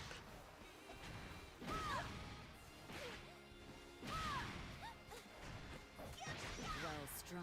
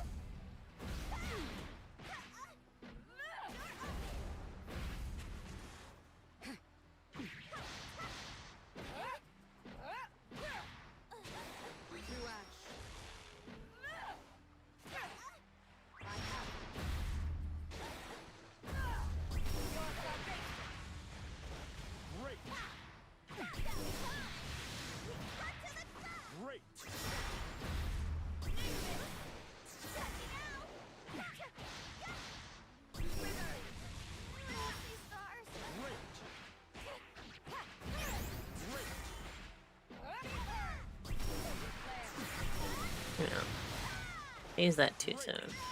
Whoop.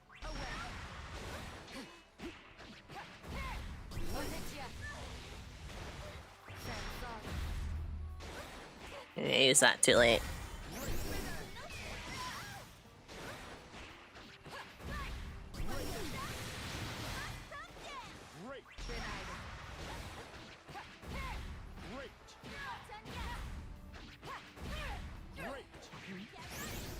Most of my combo limit there.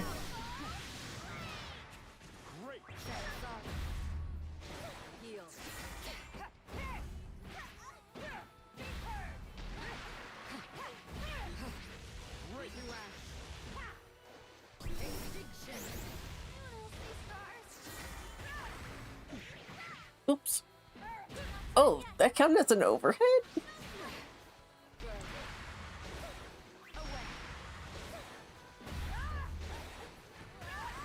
No, that's not what I want. I keep pressing the wrong one.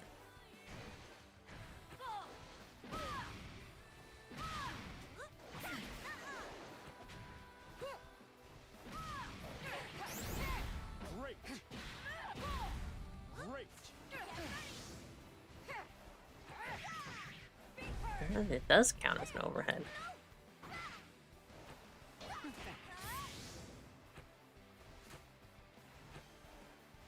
It's because I'm pressing the wrong way.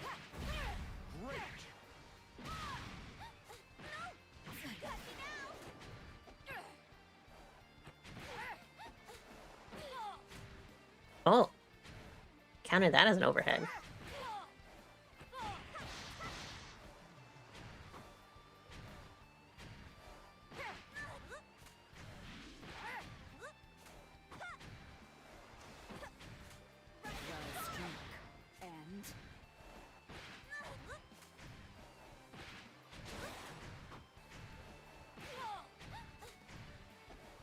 I like that the bot's kind of picking up on what I want.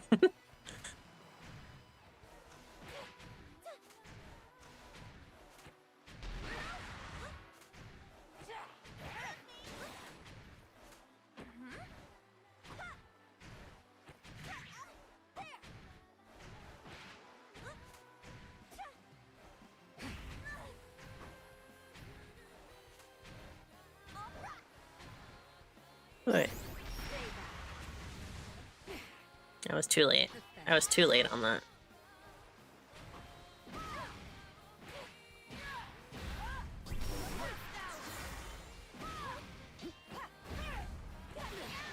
She could have hit me with that overhead when I was in that overhead.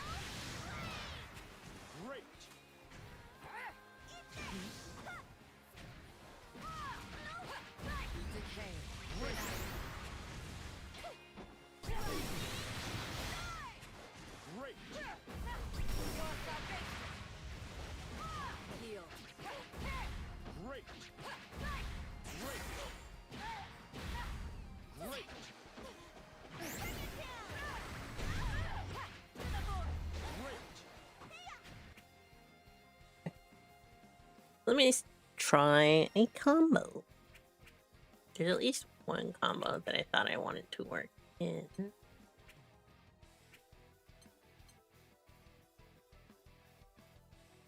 This one?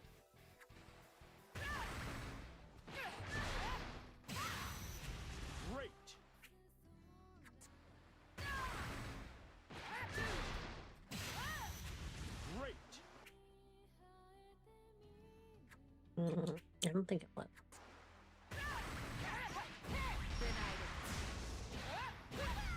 Excellent. Sounds pretty good. It does use the lightning too, which is what I want to use more.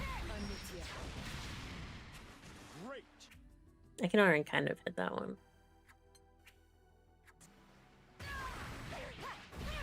Quarter combo.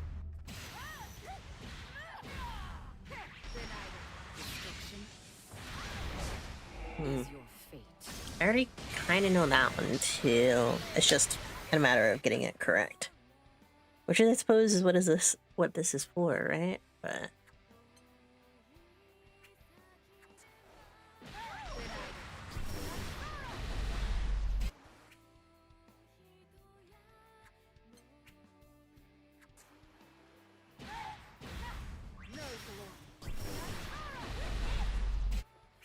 whoa. Practical combos versus basic combos.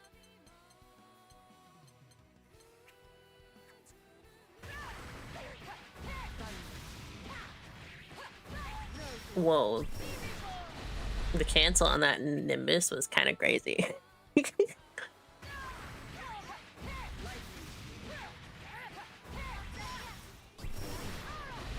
Double Nimbus?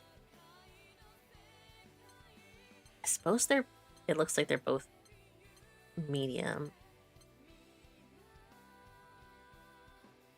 No, they're both basic Nimbus. They're both basic Nimbus.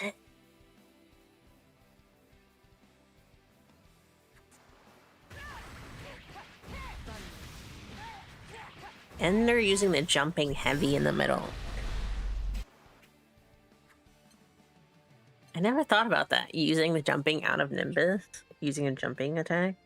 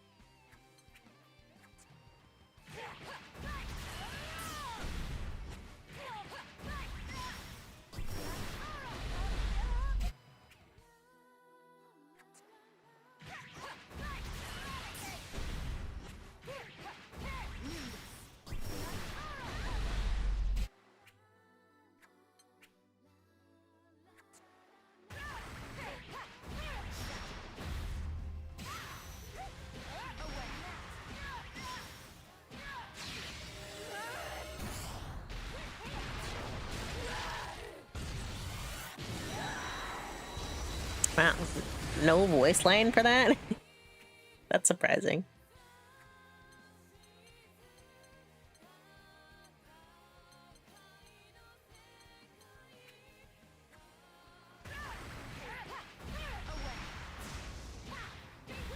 I'm gonna try that one, I think.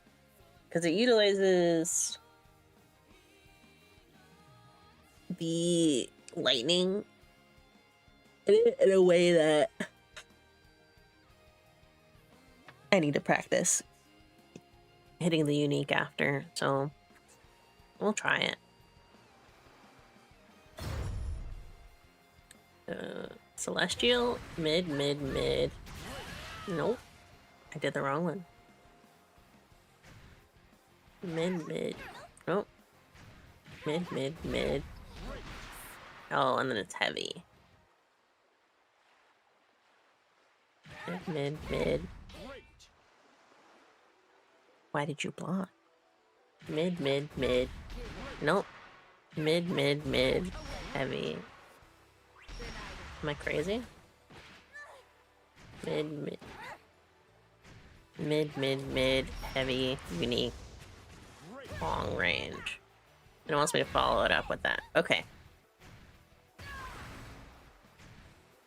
Mid, heavy. Oh, I didn't do the unique. Mid, heavy. Did it too late. Mid, heavy, unique. I was too close that time. Mid, heavy, unique, long range. I didn't do it fast enough?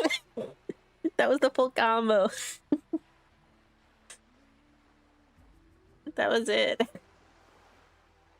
I hit it, technically. Wanted to be the heavy skill before the combo animation is done. Yeah. I also have to hit the unique after it, too.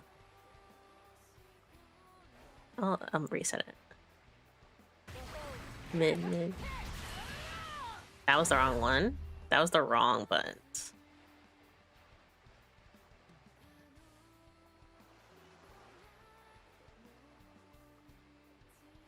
Unique.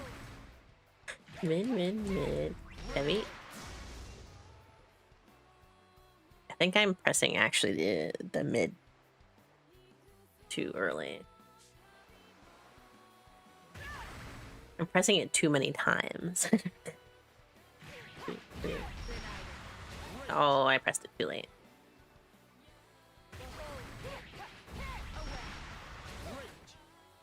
I definitely hit it that time.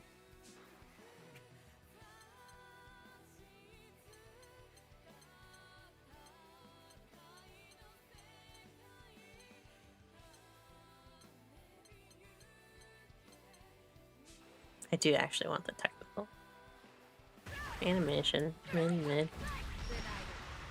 And I hit it too late.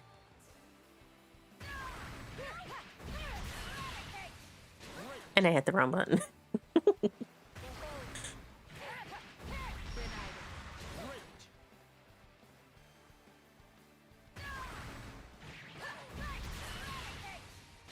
I don't know why I keep doing that. I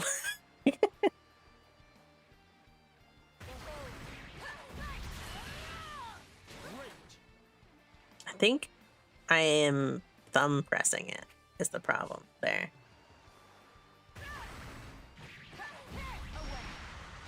Oh, I didn't get my... Working in the lightning is what I'm trying to really work on too.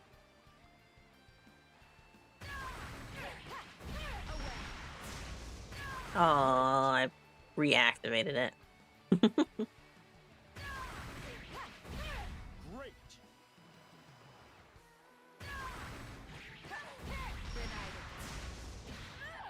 Oh, I almost had that. I almost had it that time. Had all the timing correct and everything.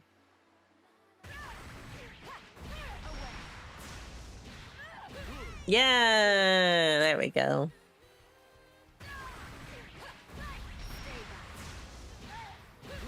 Nailed it. Hello, Sky.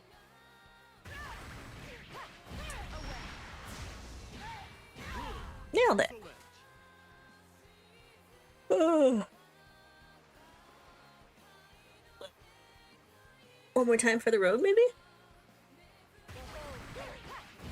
Oh, no, I messed it up that time. Oh, I didn't fully press it. See? Oh. Oh, you get another meme. Meme time. Oh, she blocked it. Wait. She had enough time to block it there.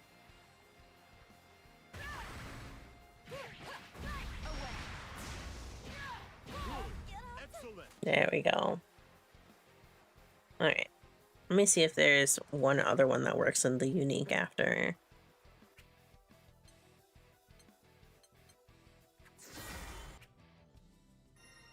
There was one other one. Maybe this one? No, this is the Samsara one. That one's already kind of basic to which one I wanted. I'm curious about something with how she works. Yeah, what is it?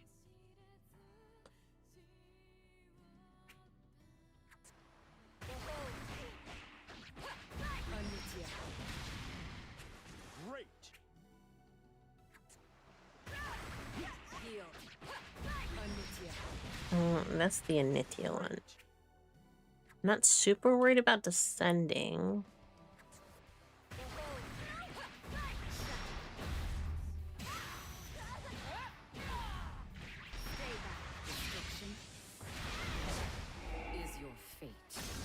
Trying combos on my end to see how her buffer shakes out.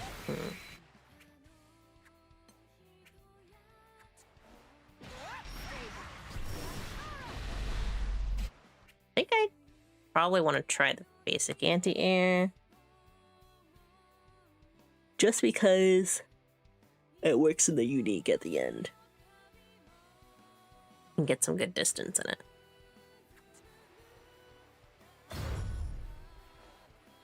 So it wants me to do crouching heavy for the anti-air.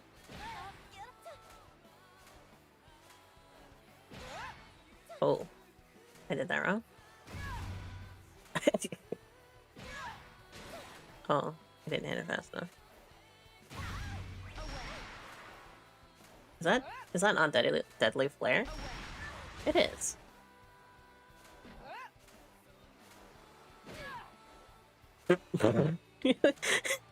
She blocked it. Oh. Oh, because I did the quarter circle too late.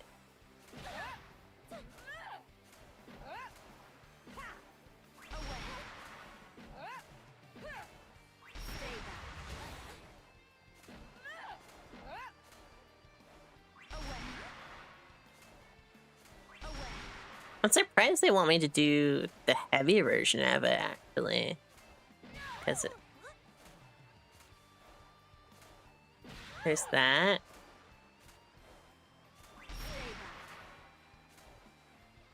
The hood turns into the gun devil. Yeah, yeah. I was watching that earlier. We watched it on stream. It was so cool. I'm really excited. I'm really excited for it. He's just straight up the gun devil.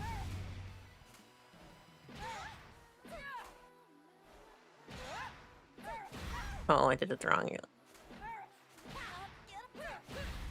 Oh, I keep doing the heavy after. Without me, you should have been here. How about that?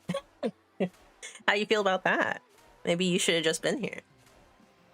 Because I watched it twice. One time after an hour and a half.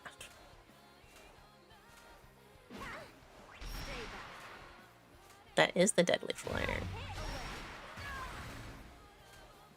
Oh, it's doing it without it activated either.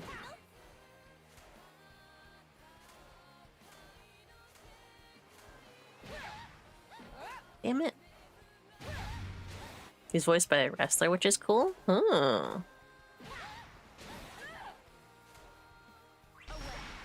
Oh. That's gonna be hard to hit, actually.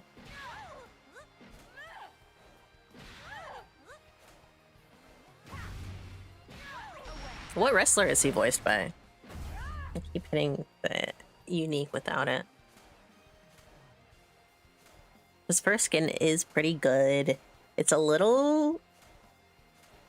It kind of is a little stereotypical, but just like in the lightest way.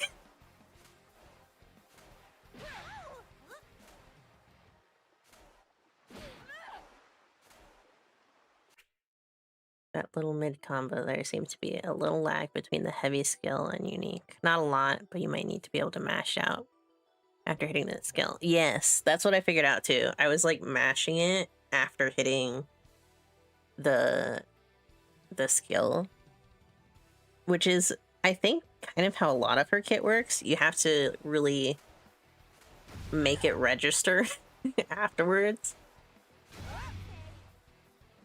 Like with the dash. Because using the trigger makes it work pretty well, but trying to get it in is pretty fishnets are stereotypical. No, the hairstyle. The hairstyle for Hispanic out of the Bronx is a little stereotypical.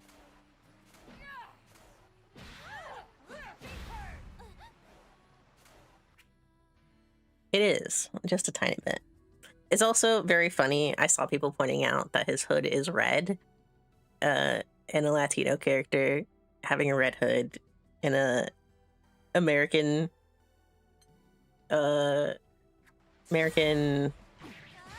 what? Why'd she start attacking me? She's still on CPU. I thought she was on training dummy.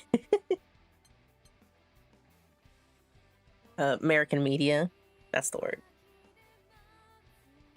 American targeted media.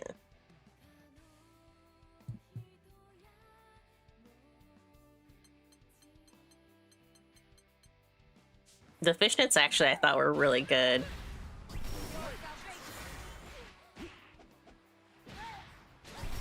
I never made that connection. That's something, alright. It is. It's very funny. And it's very funny too, because after they, like a few weeks before they revealed images of him, I saw people talking about the red hood stereotype again. I always see it every so often. It's very funny. I think it's mostly popularized too by Disney. A lot of their popular movies with Hispanic leads have red hoodies.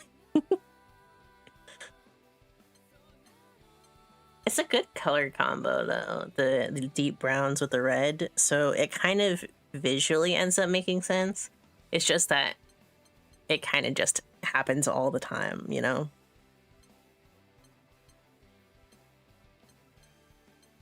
It happens often enough to make it more noticeable every time.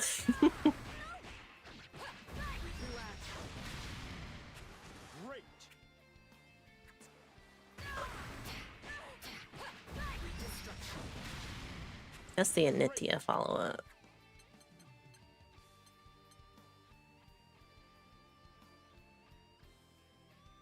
This was the anti-air that I was trying to do. It's my favorite color. I hate that it's associated with certain hats. Yeah. It's unfortunate.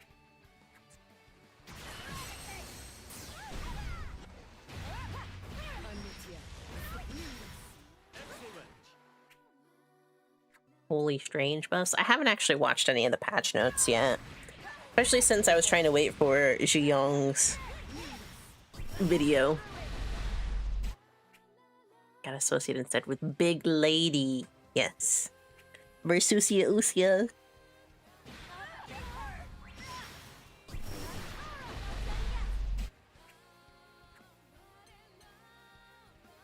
I feel like I said this the last time that I was looking at her combos, but they really like using Samsara at the very end.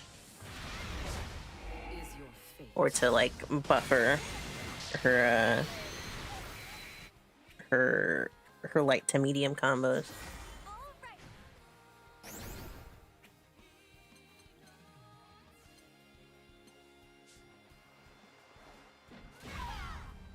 Oh. What happened there?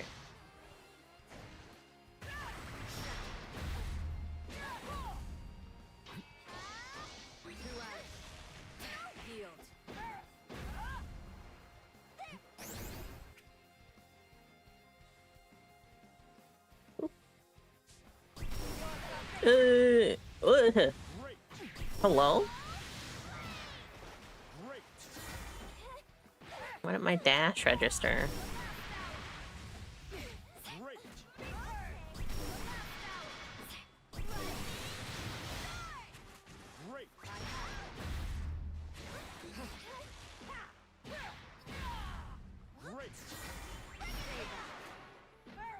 Oops, wrong one.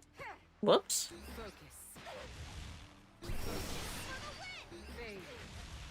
I'm still hitting it wrong. My...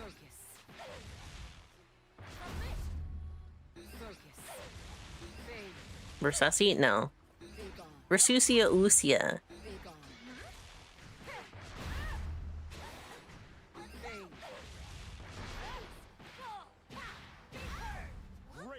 Versusia Usia Usia.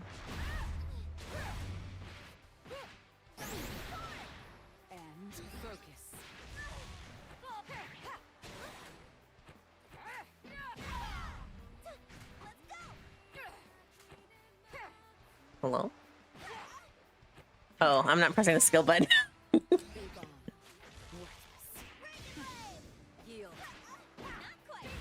One Piece ass name. Yeah. What's wrong with that? Hello? I hit it too late. She didn't take the attack.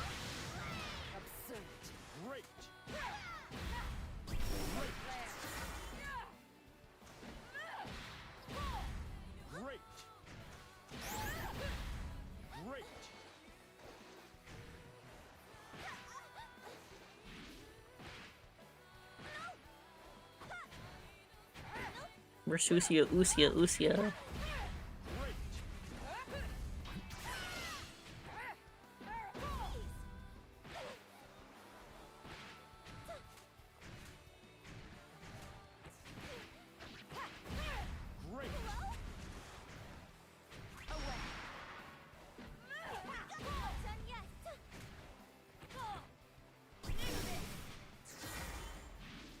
I should try hitting something out of the Nimbus, honestly.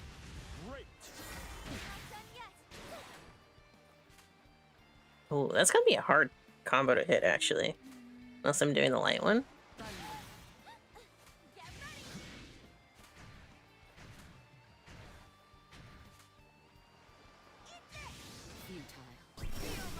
Oh, I did it too early.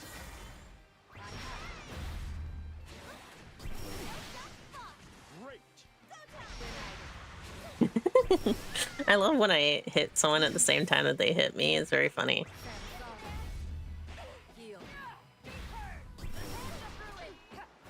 I'm pretty sure I can hit the Samsara out of that attack too.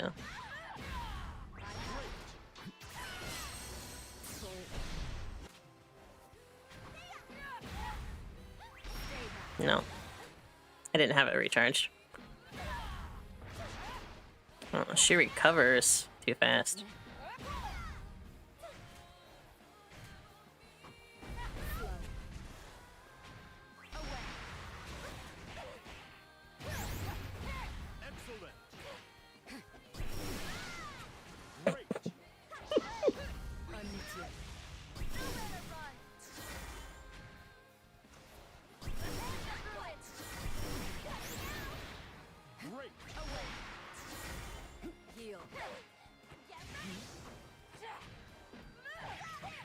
Oops, that was my bad. I don't know why I keep hitting up.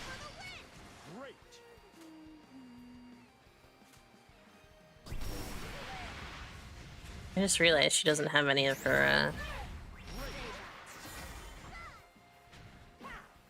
things. Hold on.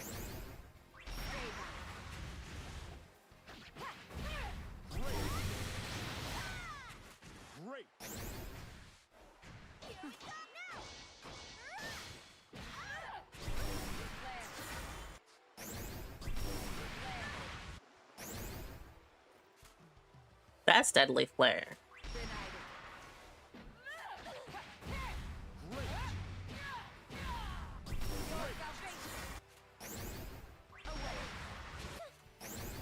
You're gonna love this next move.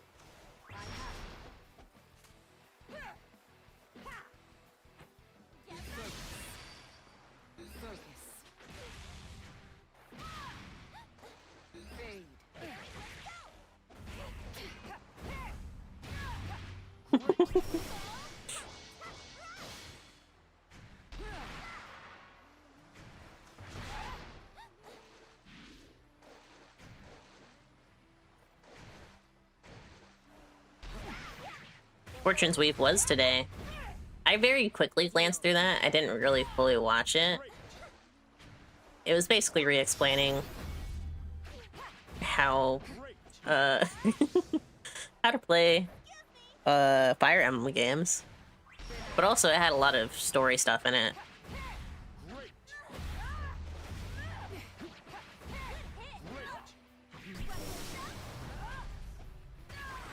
She has a gun. Yes. I saw that, the nun with the gun.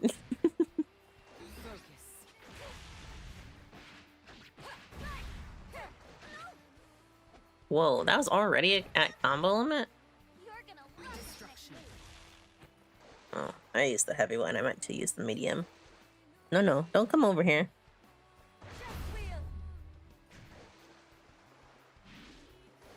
Why did that hit Death Wheel?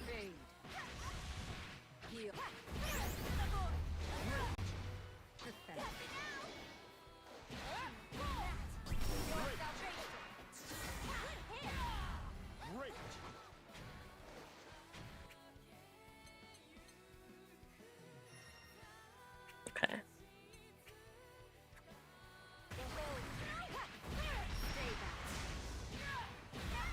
Excellent.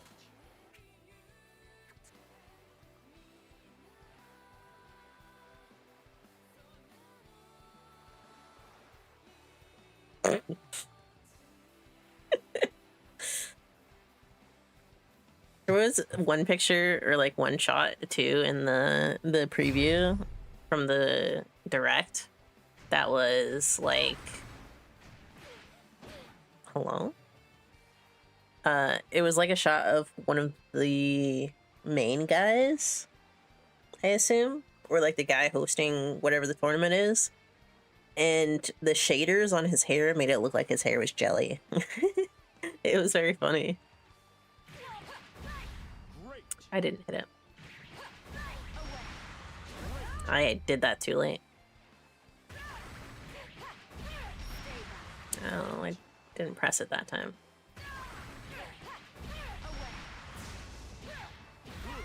Excellent.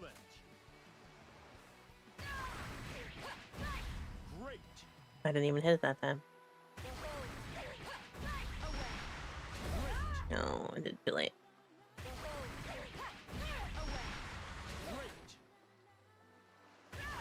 I love hearing the guy say great afterwards, even though I totally failed it.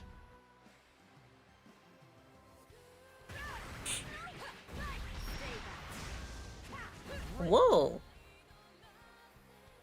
The delay on that one was real bad.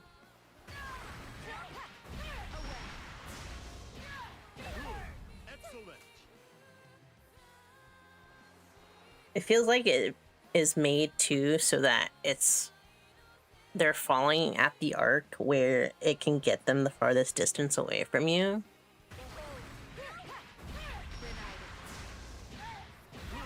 Because it's really like on the very edge of where she can hit that long range.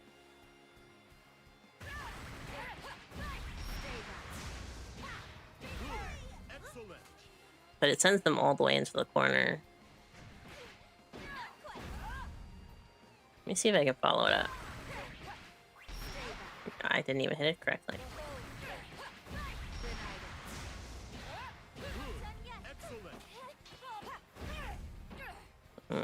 Already kind of in blocking position at that point. Especially if they recover. Okay.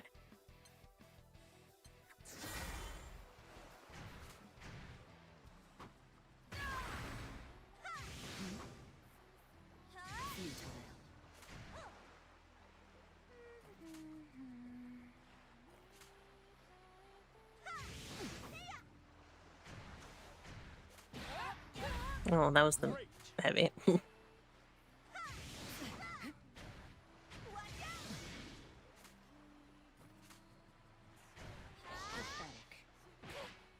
Oh, it's not close enough. Oh, I didn't hit it.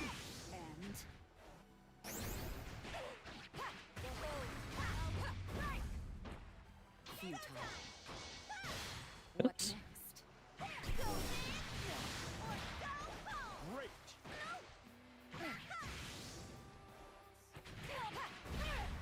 Oh, that's the different quarter circle. It helps though.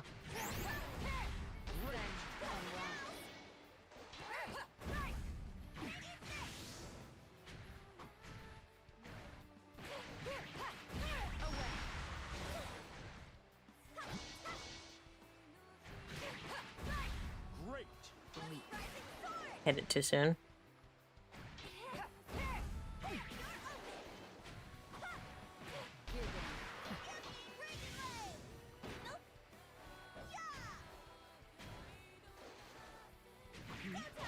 Hello?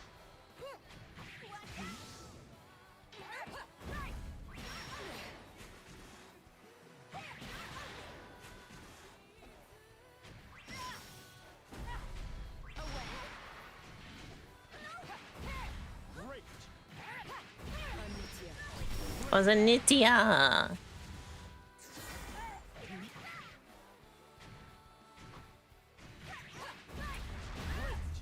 That was Samsara.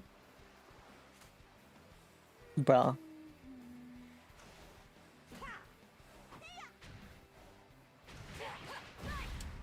I hit the wrong quarter circle that time. And I deactivated it. Come back.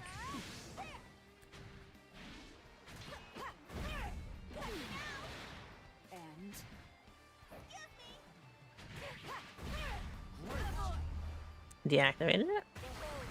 I didn't hit the quarter circle correctly.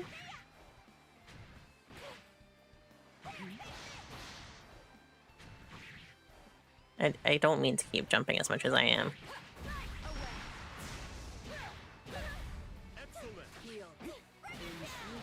What next?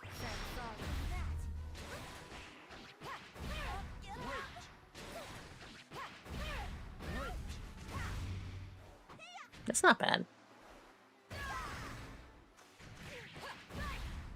Mm.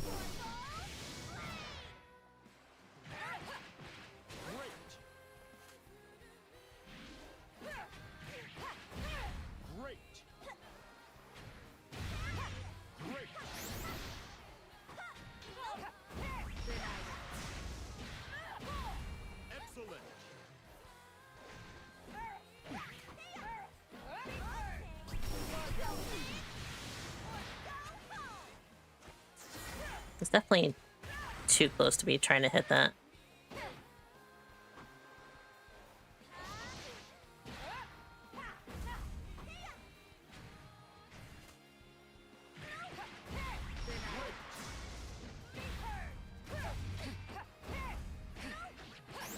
I can still hit the full combo even if she blocks it, I suppose. Just a matter of breaking through at that point. Applying pressure. Okay, we're gonna do one arcade. I'm gonna see. How did I get a badge? What did I get a badge for? I want to see what badge I got. What badge did I get?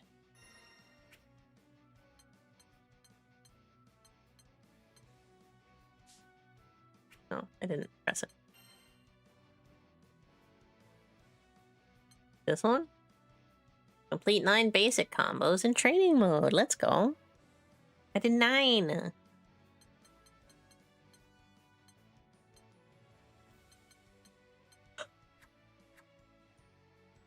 Ah. Oh, there's my Versusia card, by the way. All those badges. Versusia, Usia, everywhere. Okay.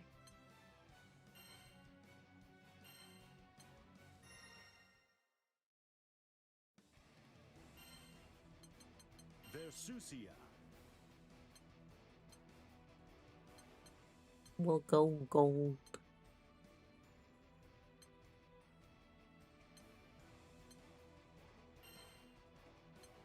And then I'm gonna do Eustace. Because I don't see him very much. I think I've only fought him in the AI mode.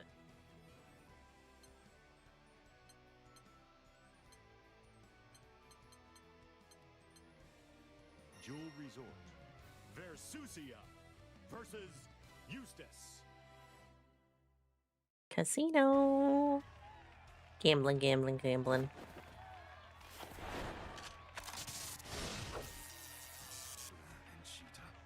I'll spare them the pain of hurting you. Whoa. He's an emo boy? He's a kind emo boy? You have already found your peace, and yet you still I like the music. thirst for violence. I like the music a lot. Battle 1. Engage.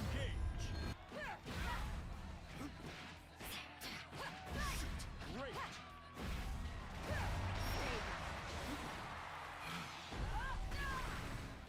It's gonna I've got no idea what I set his AI to.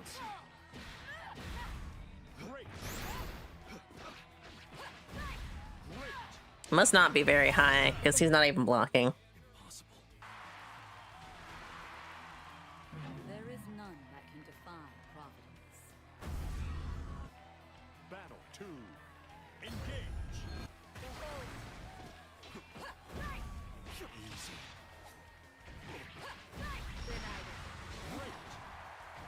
Simple. I kind of want to get hit by it. Trick shot. Easy.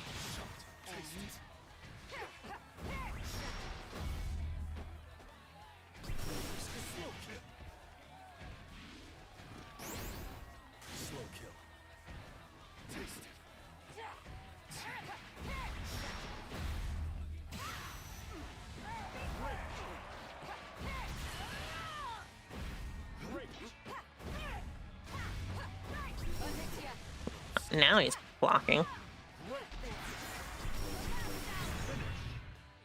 I did it too early. Broken already. Normal or higher? He must have been set to normal.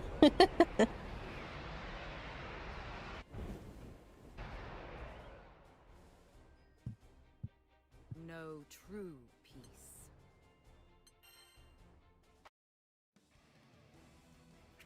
I need to see what they're set to.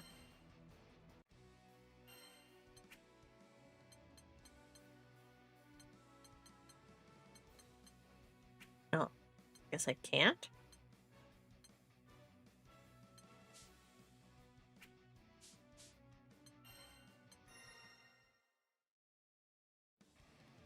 How do I change them?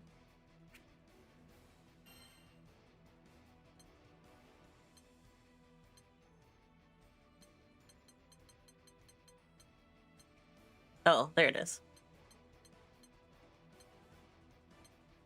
We'll go extreme. That should work. Versusia.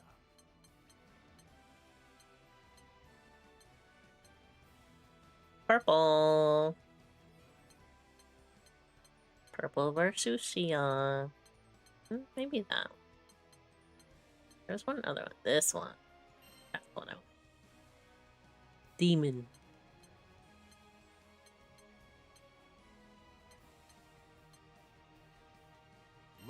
We'll do Lil Fremel.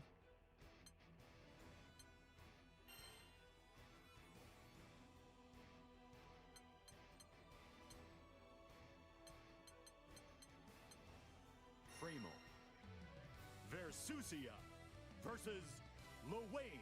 Lil Wayne. He's almost saying Little Wayne. Oh man. Hey, do you think it's too late for a self-DQ? Three regular dudes against a god has to be a 10-0. Ain't no way. It is in the nature of all life to evolve. Your victory may yet be a possible branch. If I do not cleave it here. Wow, she's like, you guys have a chance. Believe in victory. I didn't expect that.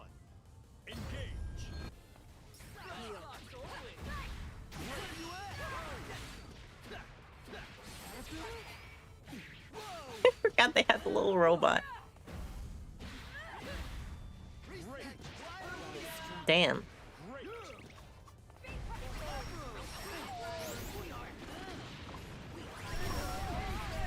He was too far.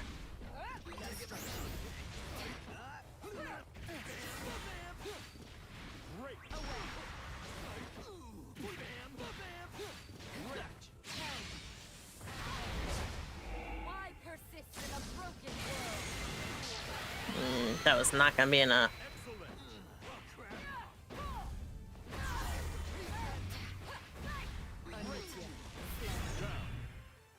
Not enough hype, dude. There is none that can defy Providence. Providence. Win. Battle 2. Engage. Great.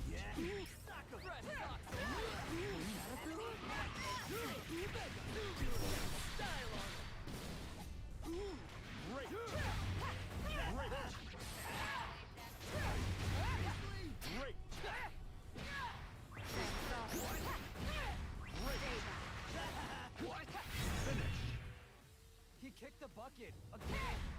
Now rest. Ugh.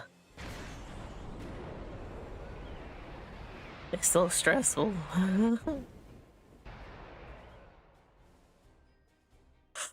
No true slumber and dream no more. Okay. Let's do Versusia versus Versusia. Versusia. Versusia.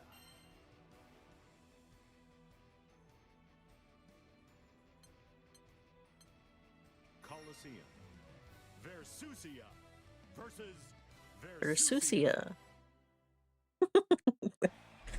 I love that the line reading is the same both ways. My doppelganger. These Believe in victory. Battle 1. My money is on Versusia? Damn. You're kind of right, though.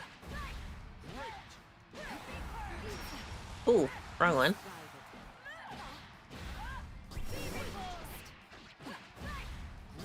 I hit the wrong one there.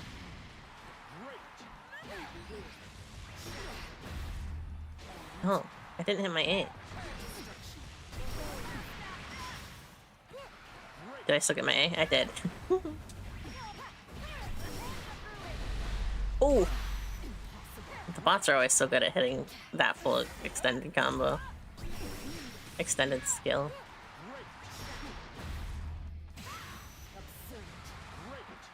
I gotta be kinda careful.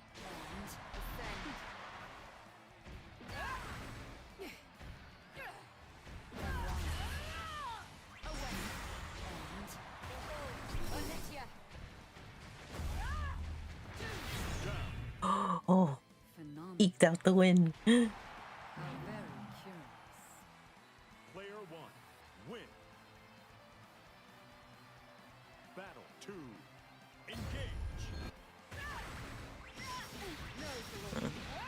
I thought she was gonna be lower than that.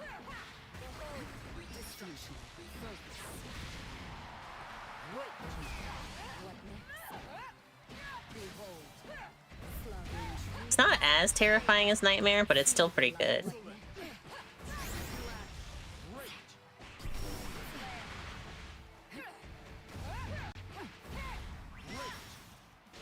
I didn't hit the extended combo there.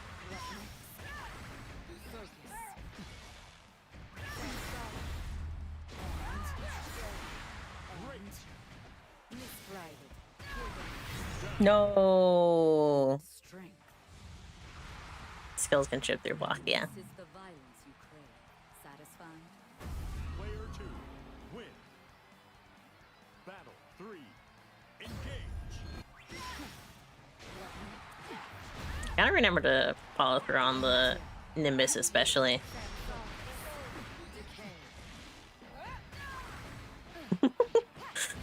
I love when we both back up at the same time.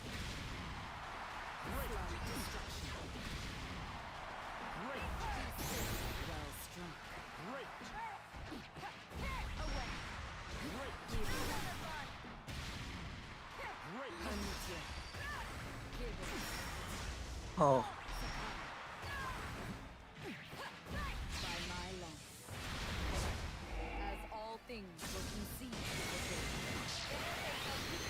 No, it's not enough. Nope. She doesn't have her ult. Oh.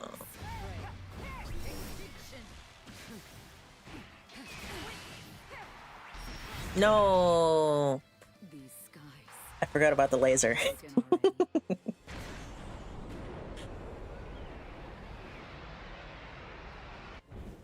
You're right though. Versusia won.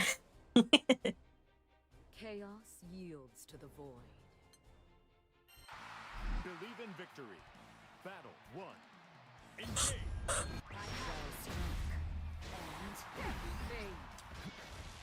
I especially gotta practice fighting Versusia though, because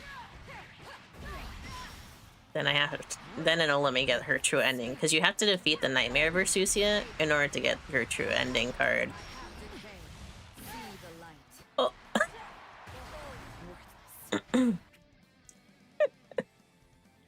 I literally jumped into every single part of her combo there.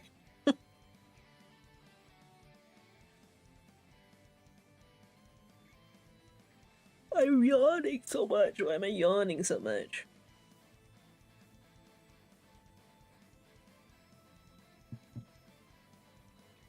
Huge health bar and crazy damage, yeah. And she auto heals is the thing. Is like, if you're not hitting the perfect combo, she'll heal out of whatever early damage you do.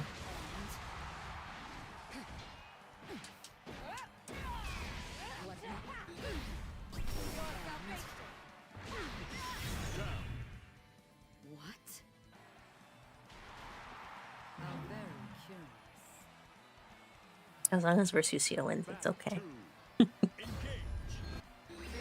Whoa, same move, same brain.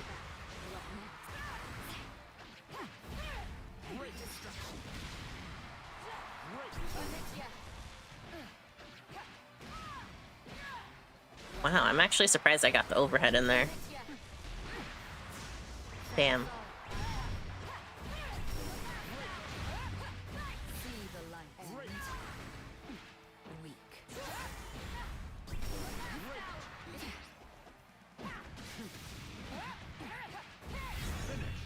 That was overhead. You have killed fate. Chaos you. Believe in victory. Battle 1. Engage.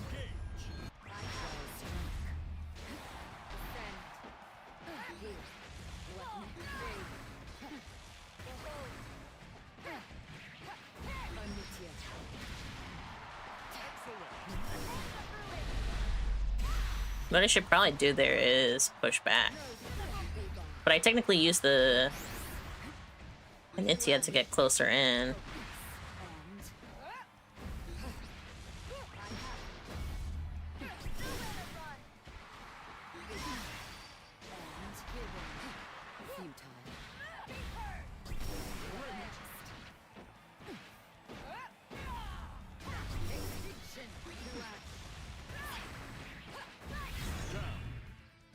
What?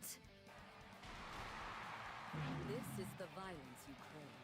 Satisfied? Player 1. Win. Battle 2. Engage.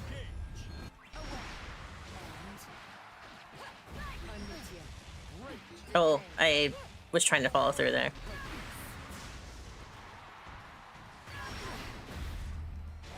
Oh, I didn't do it.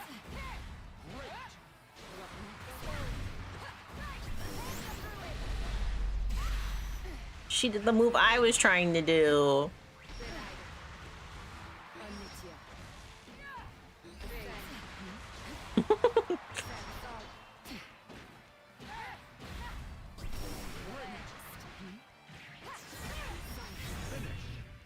Oh, finally.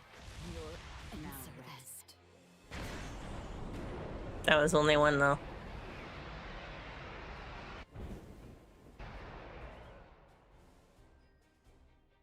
Chaos yields to the void. Again. Battle 1. Engage. Oops. Oh.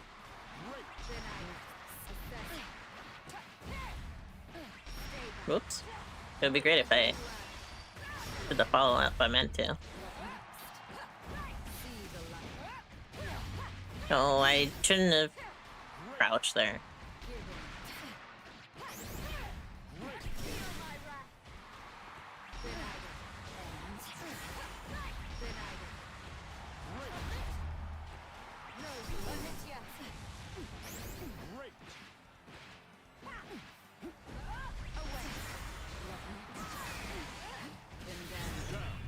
Yeah. Phenomenal. Your pain and suffering is mine. Bring me another. Player 2. Win. Battle 2. Yeah.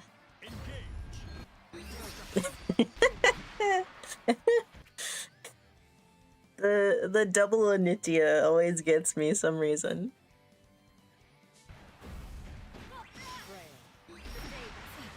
I gotta figure out how to work in Nimbus more properly.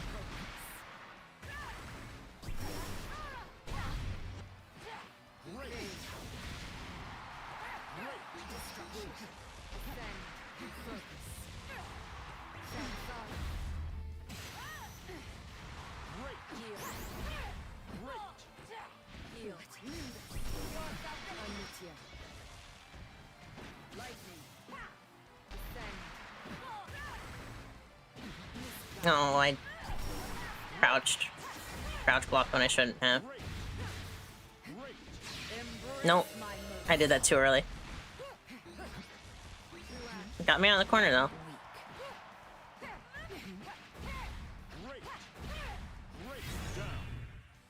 What strength. How very curious. Battle 3. I hit the earlier one. I hit it first.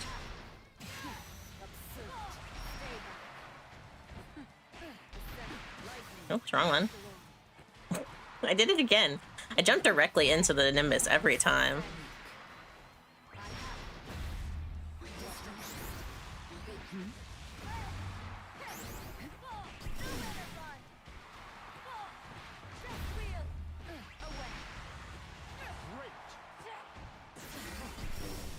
The overhead was too much.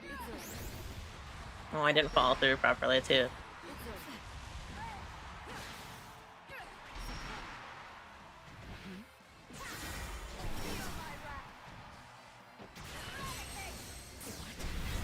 Yeah, I saw that coming. I messed up too many things there.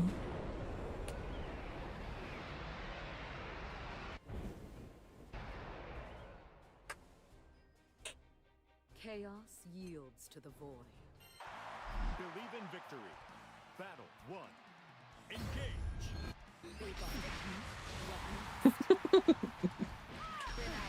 Oh, almost had that.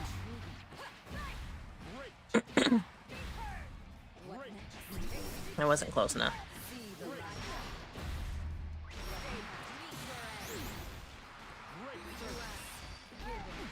That time I was too close.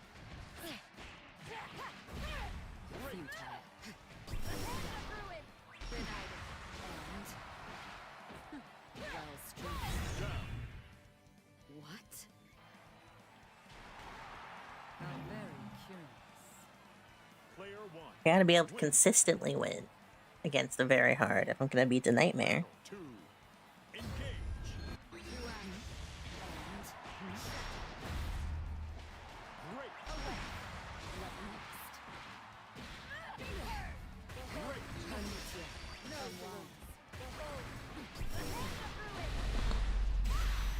My dash didn't register again.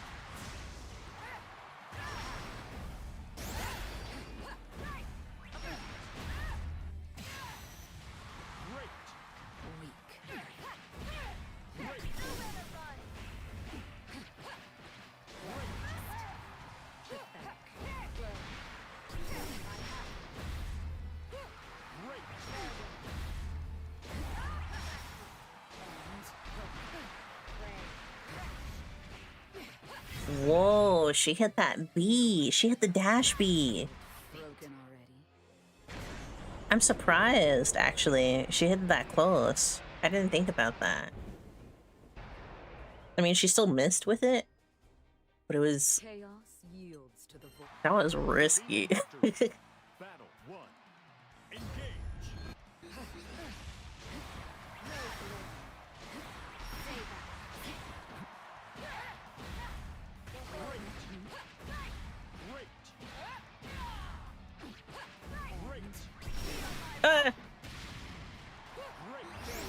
Oh.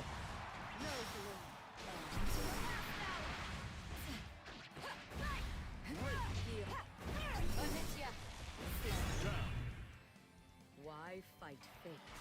I'm very curious. Player 1. Win. Battle 2. Engage.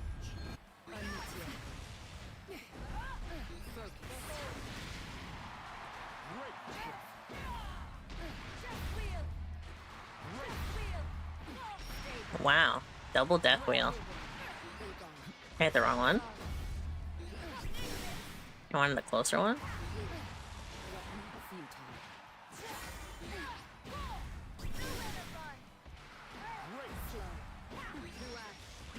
That would have been the time to try following through with a air attack.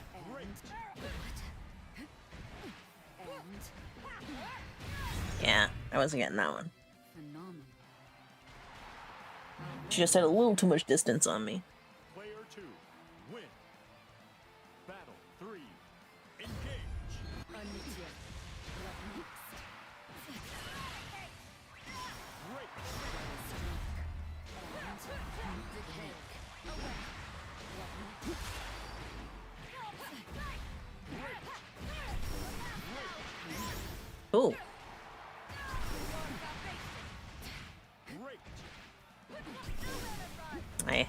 missed all of that.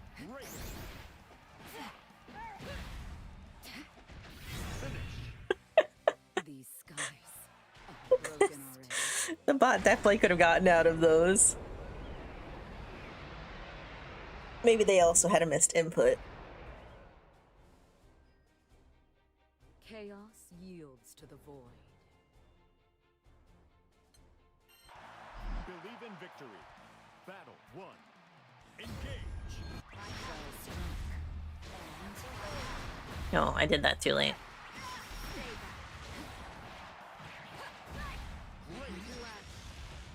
I didn't hit any skill at the end of that.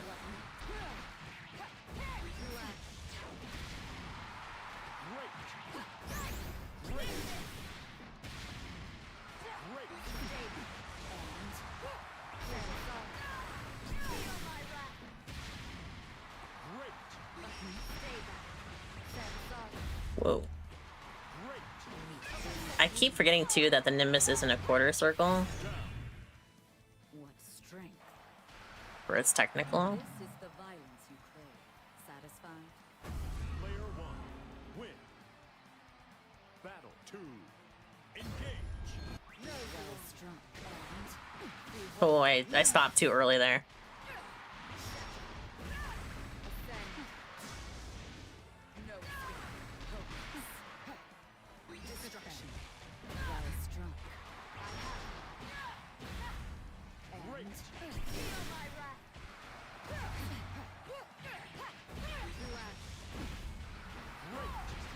Yeah.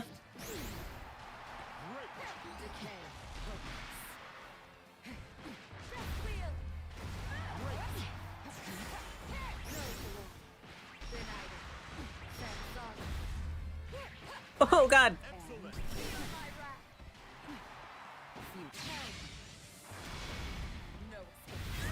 Yeah. There's no way I was truly getting out of that. Player 2. Win. Battle 3. Engage.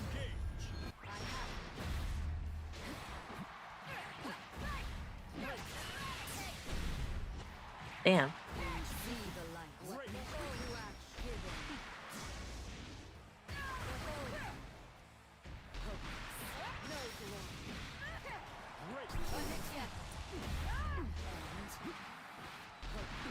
What?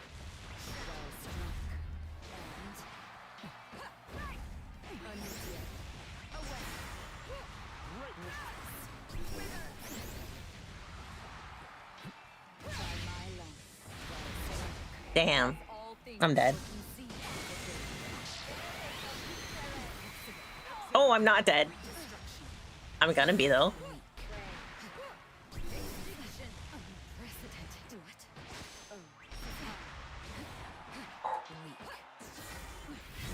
Oh, see? I was trying to hit my my super.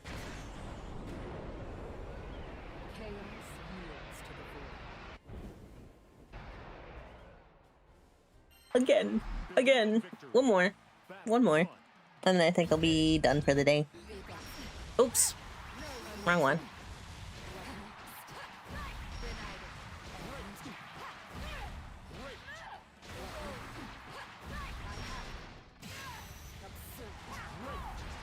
Oh.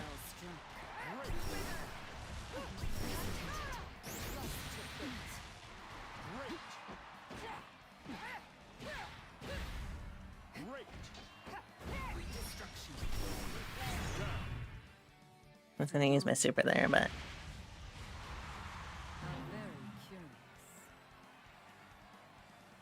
Battle 2. Engage. I forgot which one I was. I was looking at the wrong side of the screen.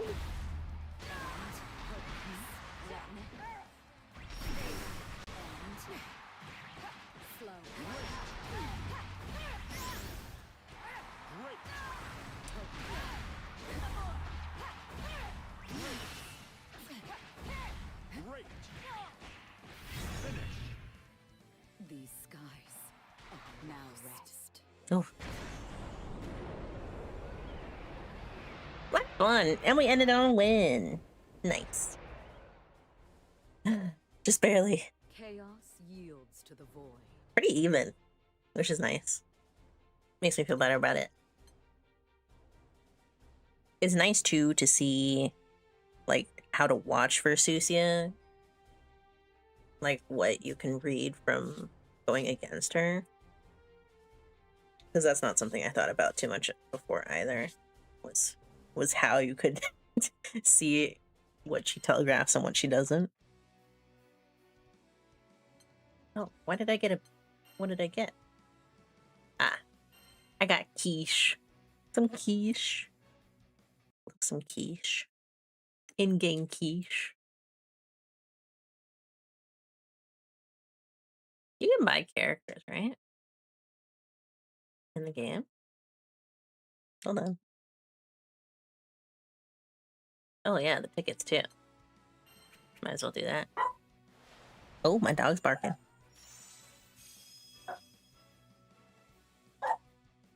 God incoming? That's a fish. Dude, that's a fish. That's a fish on a stick. That's crazy.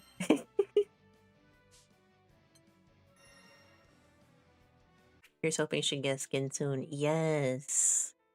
Yes, I hope so. Most characters don't have skins though, right? I feel like I saw Bran has one, Jita has one, obviously. Narmaya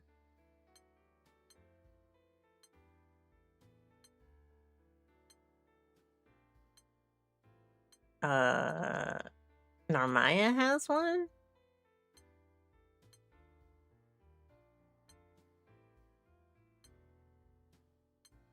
I don't remember very many people having one, honestly. I guess they added Zoe's, the summer one.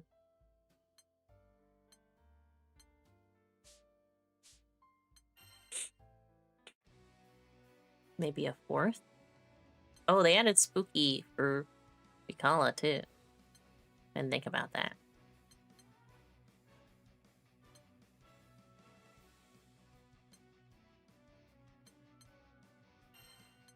Oh, that's the actual store page. Where's the thing to buy them? Was it not in here? Belial as well. Yeah, that's right. That's right. Special content. Ah.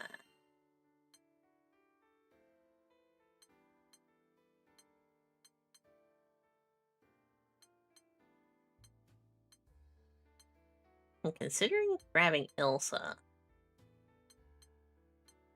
There they are. Catalina. Lancelot. Siegfried. Wow, they all kind of have one. I like Beatrix's. It reminds me of a Halloween bumblebee. Belial's is crazy, honestly. Absolutely insane. But in a really fun way.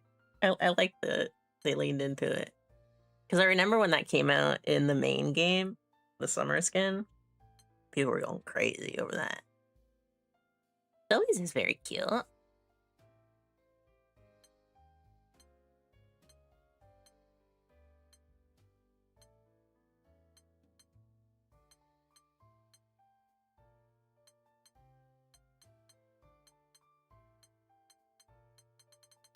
How much are the skins? 22? That's still a lot. This one's only 2,000. Why is this one only 2,000? Siegfried is a cheap boy. What the hell? It must be in-game or something. And then these are actually purchasable. The only change is his helmet. Is it? Isn't Lancelot? Oh, I was thinking of someone else. I think. Who's the one in all red? Person who's in all red? Percival. I was thinking of Percival. Yeah.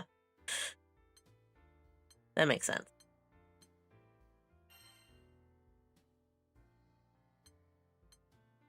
Whoa, Diva looks great in the green.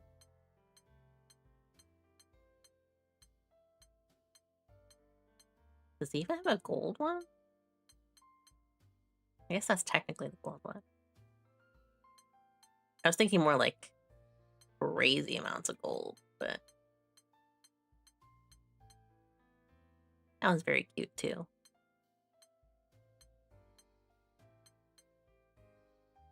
All right. We're wrapping up. Sounds like it's starting to storm outside.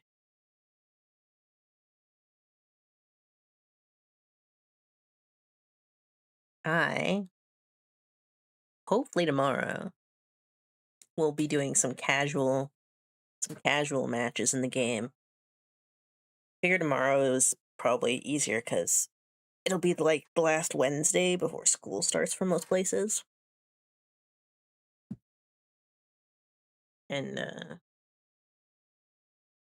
Thursday feels like a day where parents are like, all right, we got to start shopping before time runs out to buy stuff, and it gets busy over the weekend. So parents will maybe be home Wednesday playing games.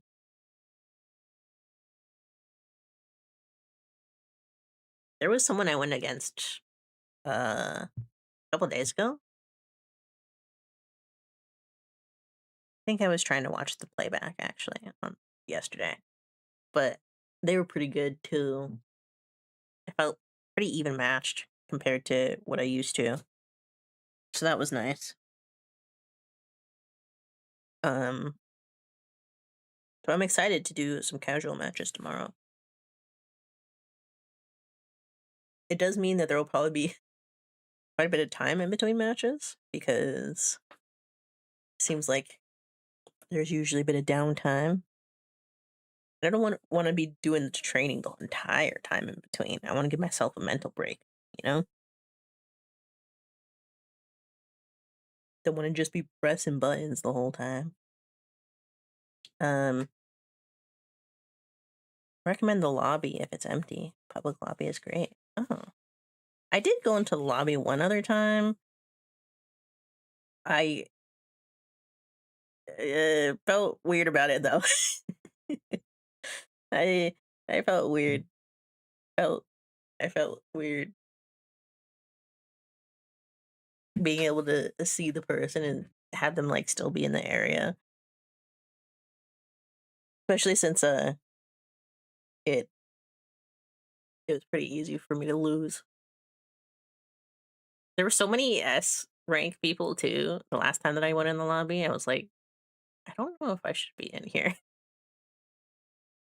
Maybe it was just the time of day too. Could have been.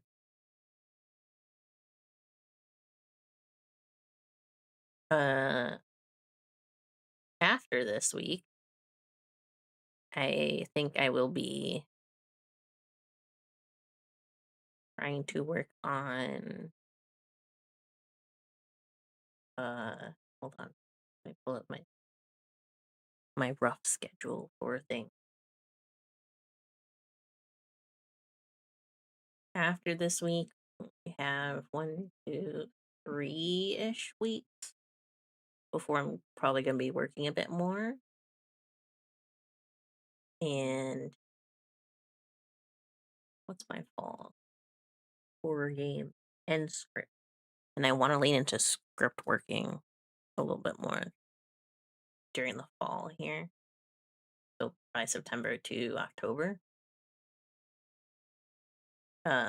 September we start horror games. October we're definitely gonna be playing quite a few. I gotta figure out when I'm gonna get Townfall too, because I still need to buy that, and that's actually available for pre-order. Add that. Too. I think it's 49 or 59. I'll put 50. Okay.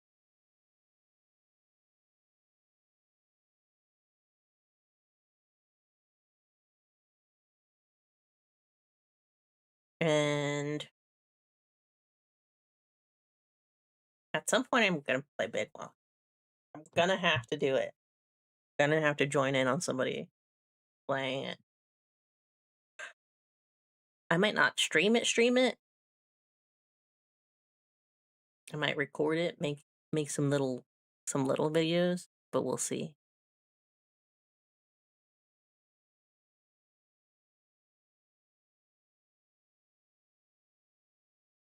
Did I follow Cherry on Twitch?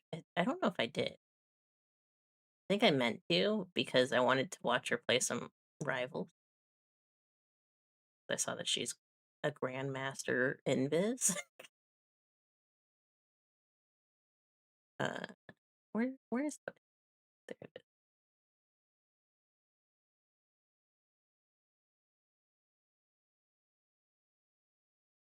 Let's see. Boop.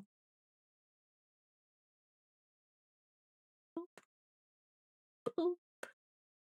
Press the button. There we go. Oh my god, it's really thundering.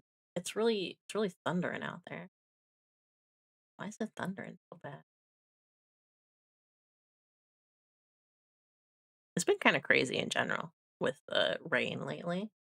I'm kind of worried in the storm season because there was, I think, a weatherman, like somewhat locally. Maybe it was in North Carolina, actually. It was somewhere along the coast where they mentioned because they got a bunch of defunding for their satellites, they won't be able to as accurately gauge how strong hurricanes will be this year. So I'm a little worried about that in the coming months as well. So I might be checking weather a bit more frequently before I decide to make stream schedules, just in case like there is an incoming storm and it's not being properly gauged, you know, just to be sure that I'm not I'm not making a schedule in the middle of a hurricane. So that's something else I gotta keep in mind. That everything. I want to do some more ZZZ, so we might do that next week, actually. 'Cause I actually was surprised we got through most of that story in about what 2 streams, maybe even just one. The whole Jane Doe story chapter. I was surprised about that. I kind of skipped through some of it, but it still was less than I thought. I expect that the main chapters will be longer than that, but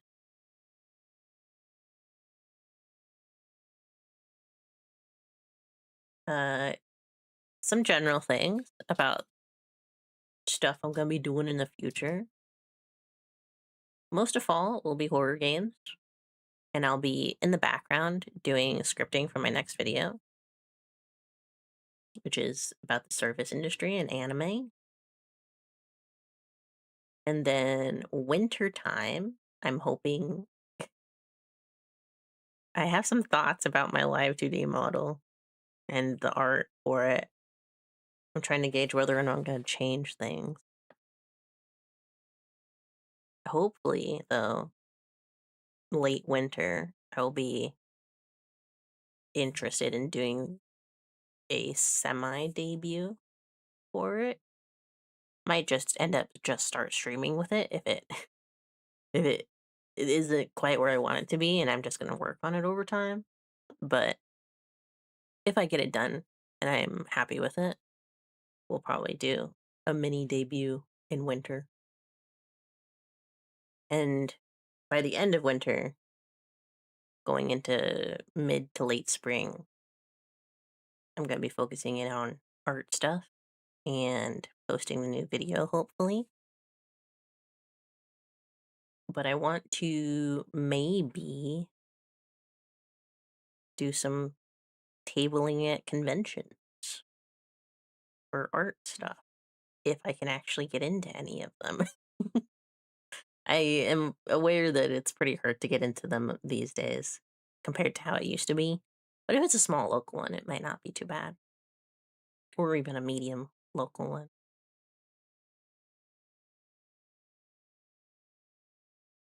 Oh, my eyes. Why are they doing this? There we go. Oh, it was just the pressure from my glass. With my headphones over them. Most of those tabling things, though, will probably be in summer. So I'll probably be doing some test merchandising through spring. I have very rough plans for the year. It's kind of going to be a big year, personally. It's going to be the last year before I turn 30. It's crazy to say. It's crazy to say. It's crazy to think about. I'm going to be 29 next year.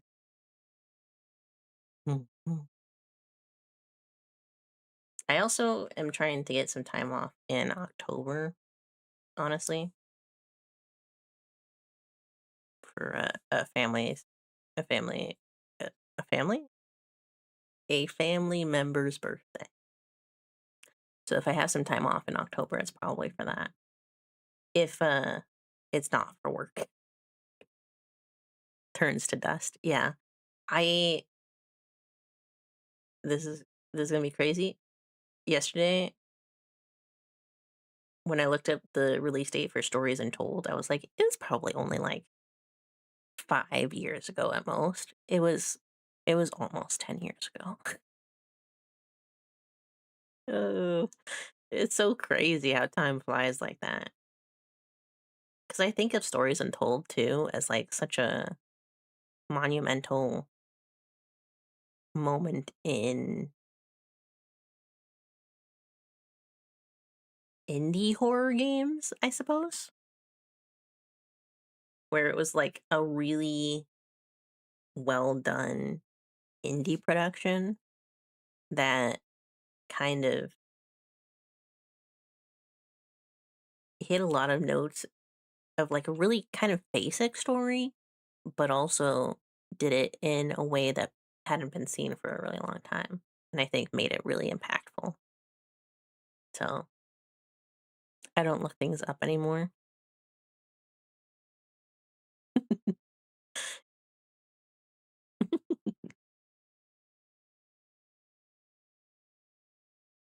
Oh, hold on. I'm getting called back to play Crypt Keeper. Oh, they said I don't need to make up.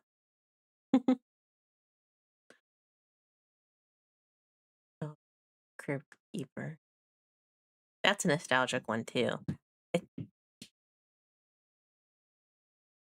I think about live action production stuff with practical effects, and I turn to dust because it's been so long since I feel like there's been a really good one.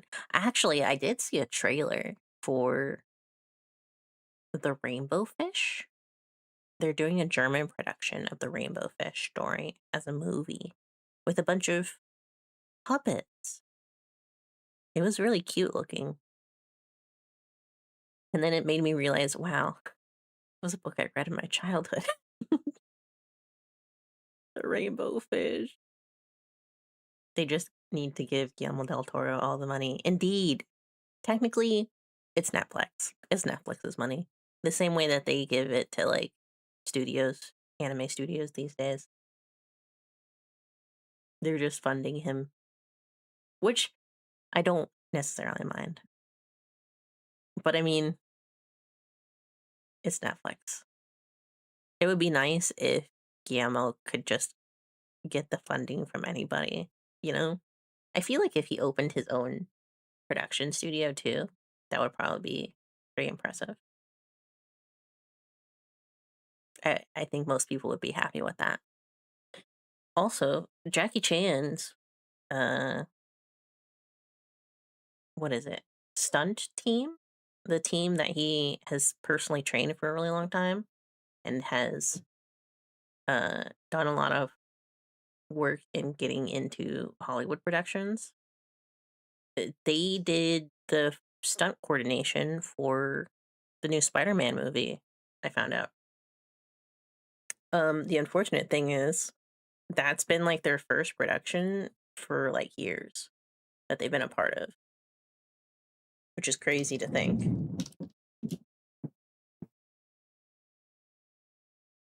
Did you hear that thunder? You probably didn't, but that was crazy. That was crazy loud, dude. Jackie Chan stunt team productions. I remember hearing about them a really long time ago.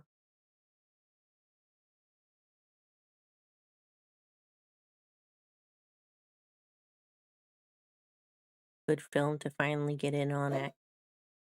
Get in on. Did actually. You did? You did see it? Is it? What do you mean? Clarify.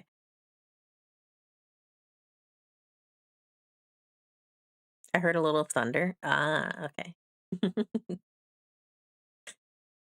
Wow. The fact that you could hear it actually is crazy because sometimes you can't hear like when I'm opening a snack bag, but sometimes you can. The fact that you could hear that thunder is crazy. But it was pretty loud too. Member. This is member. It looks like some of them did work on Thunderbolt as well, which is a little surprising.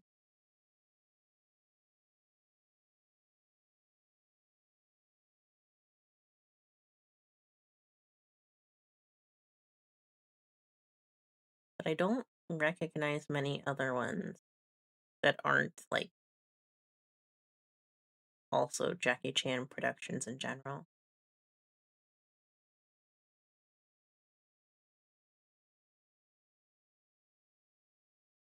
Which is kind of surprising.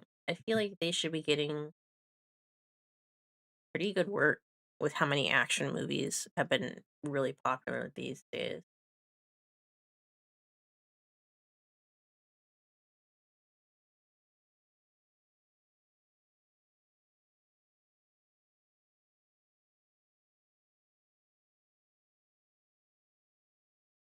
That has to be a fake image.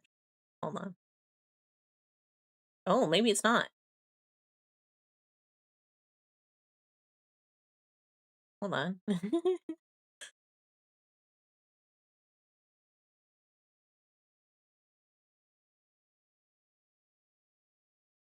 Ah, rehearsals, I see. There's a picture of Jackie Chan with Tom Holland behind the scenes. And I was like, that can't be real. Can't be real. Why would that be real? But I guess it kind of makes sense. It looks like it was rehearsals though.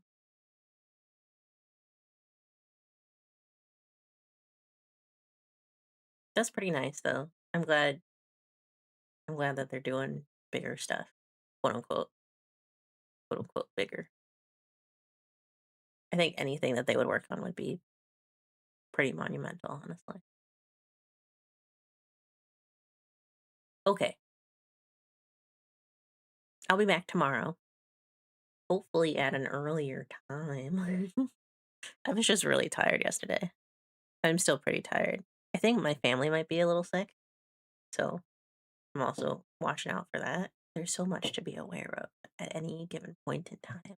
But it's okay. We're taking it one day at a time.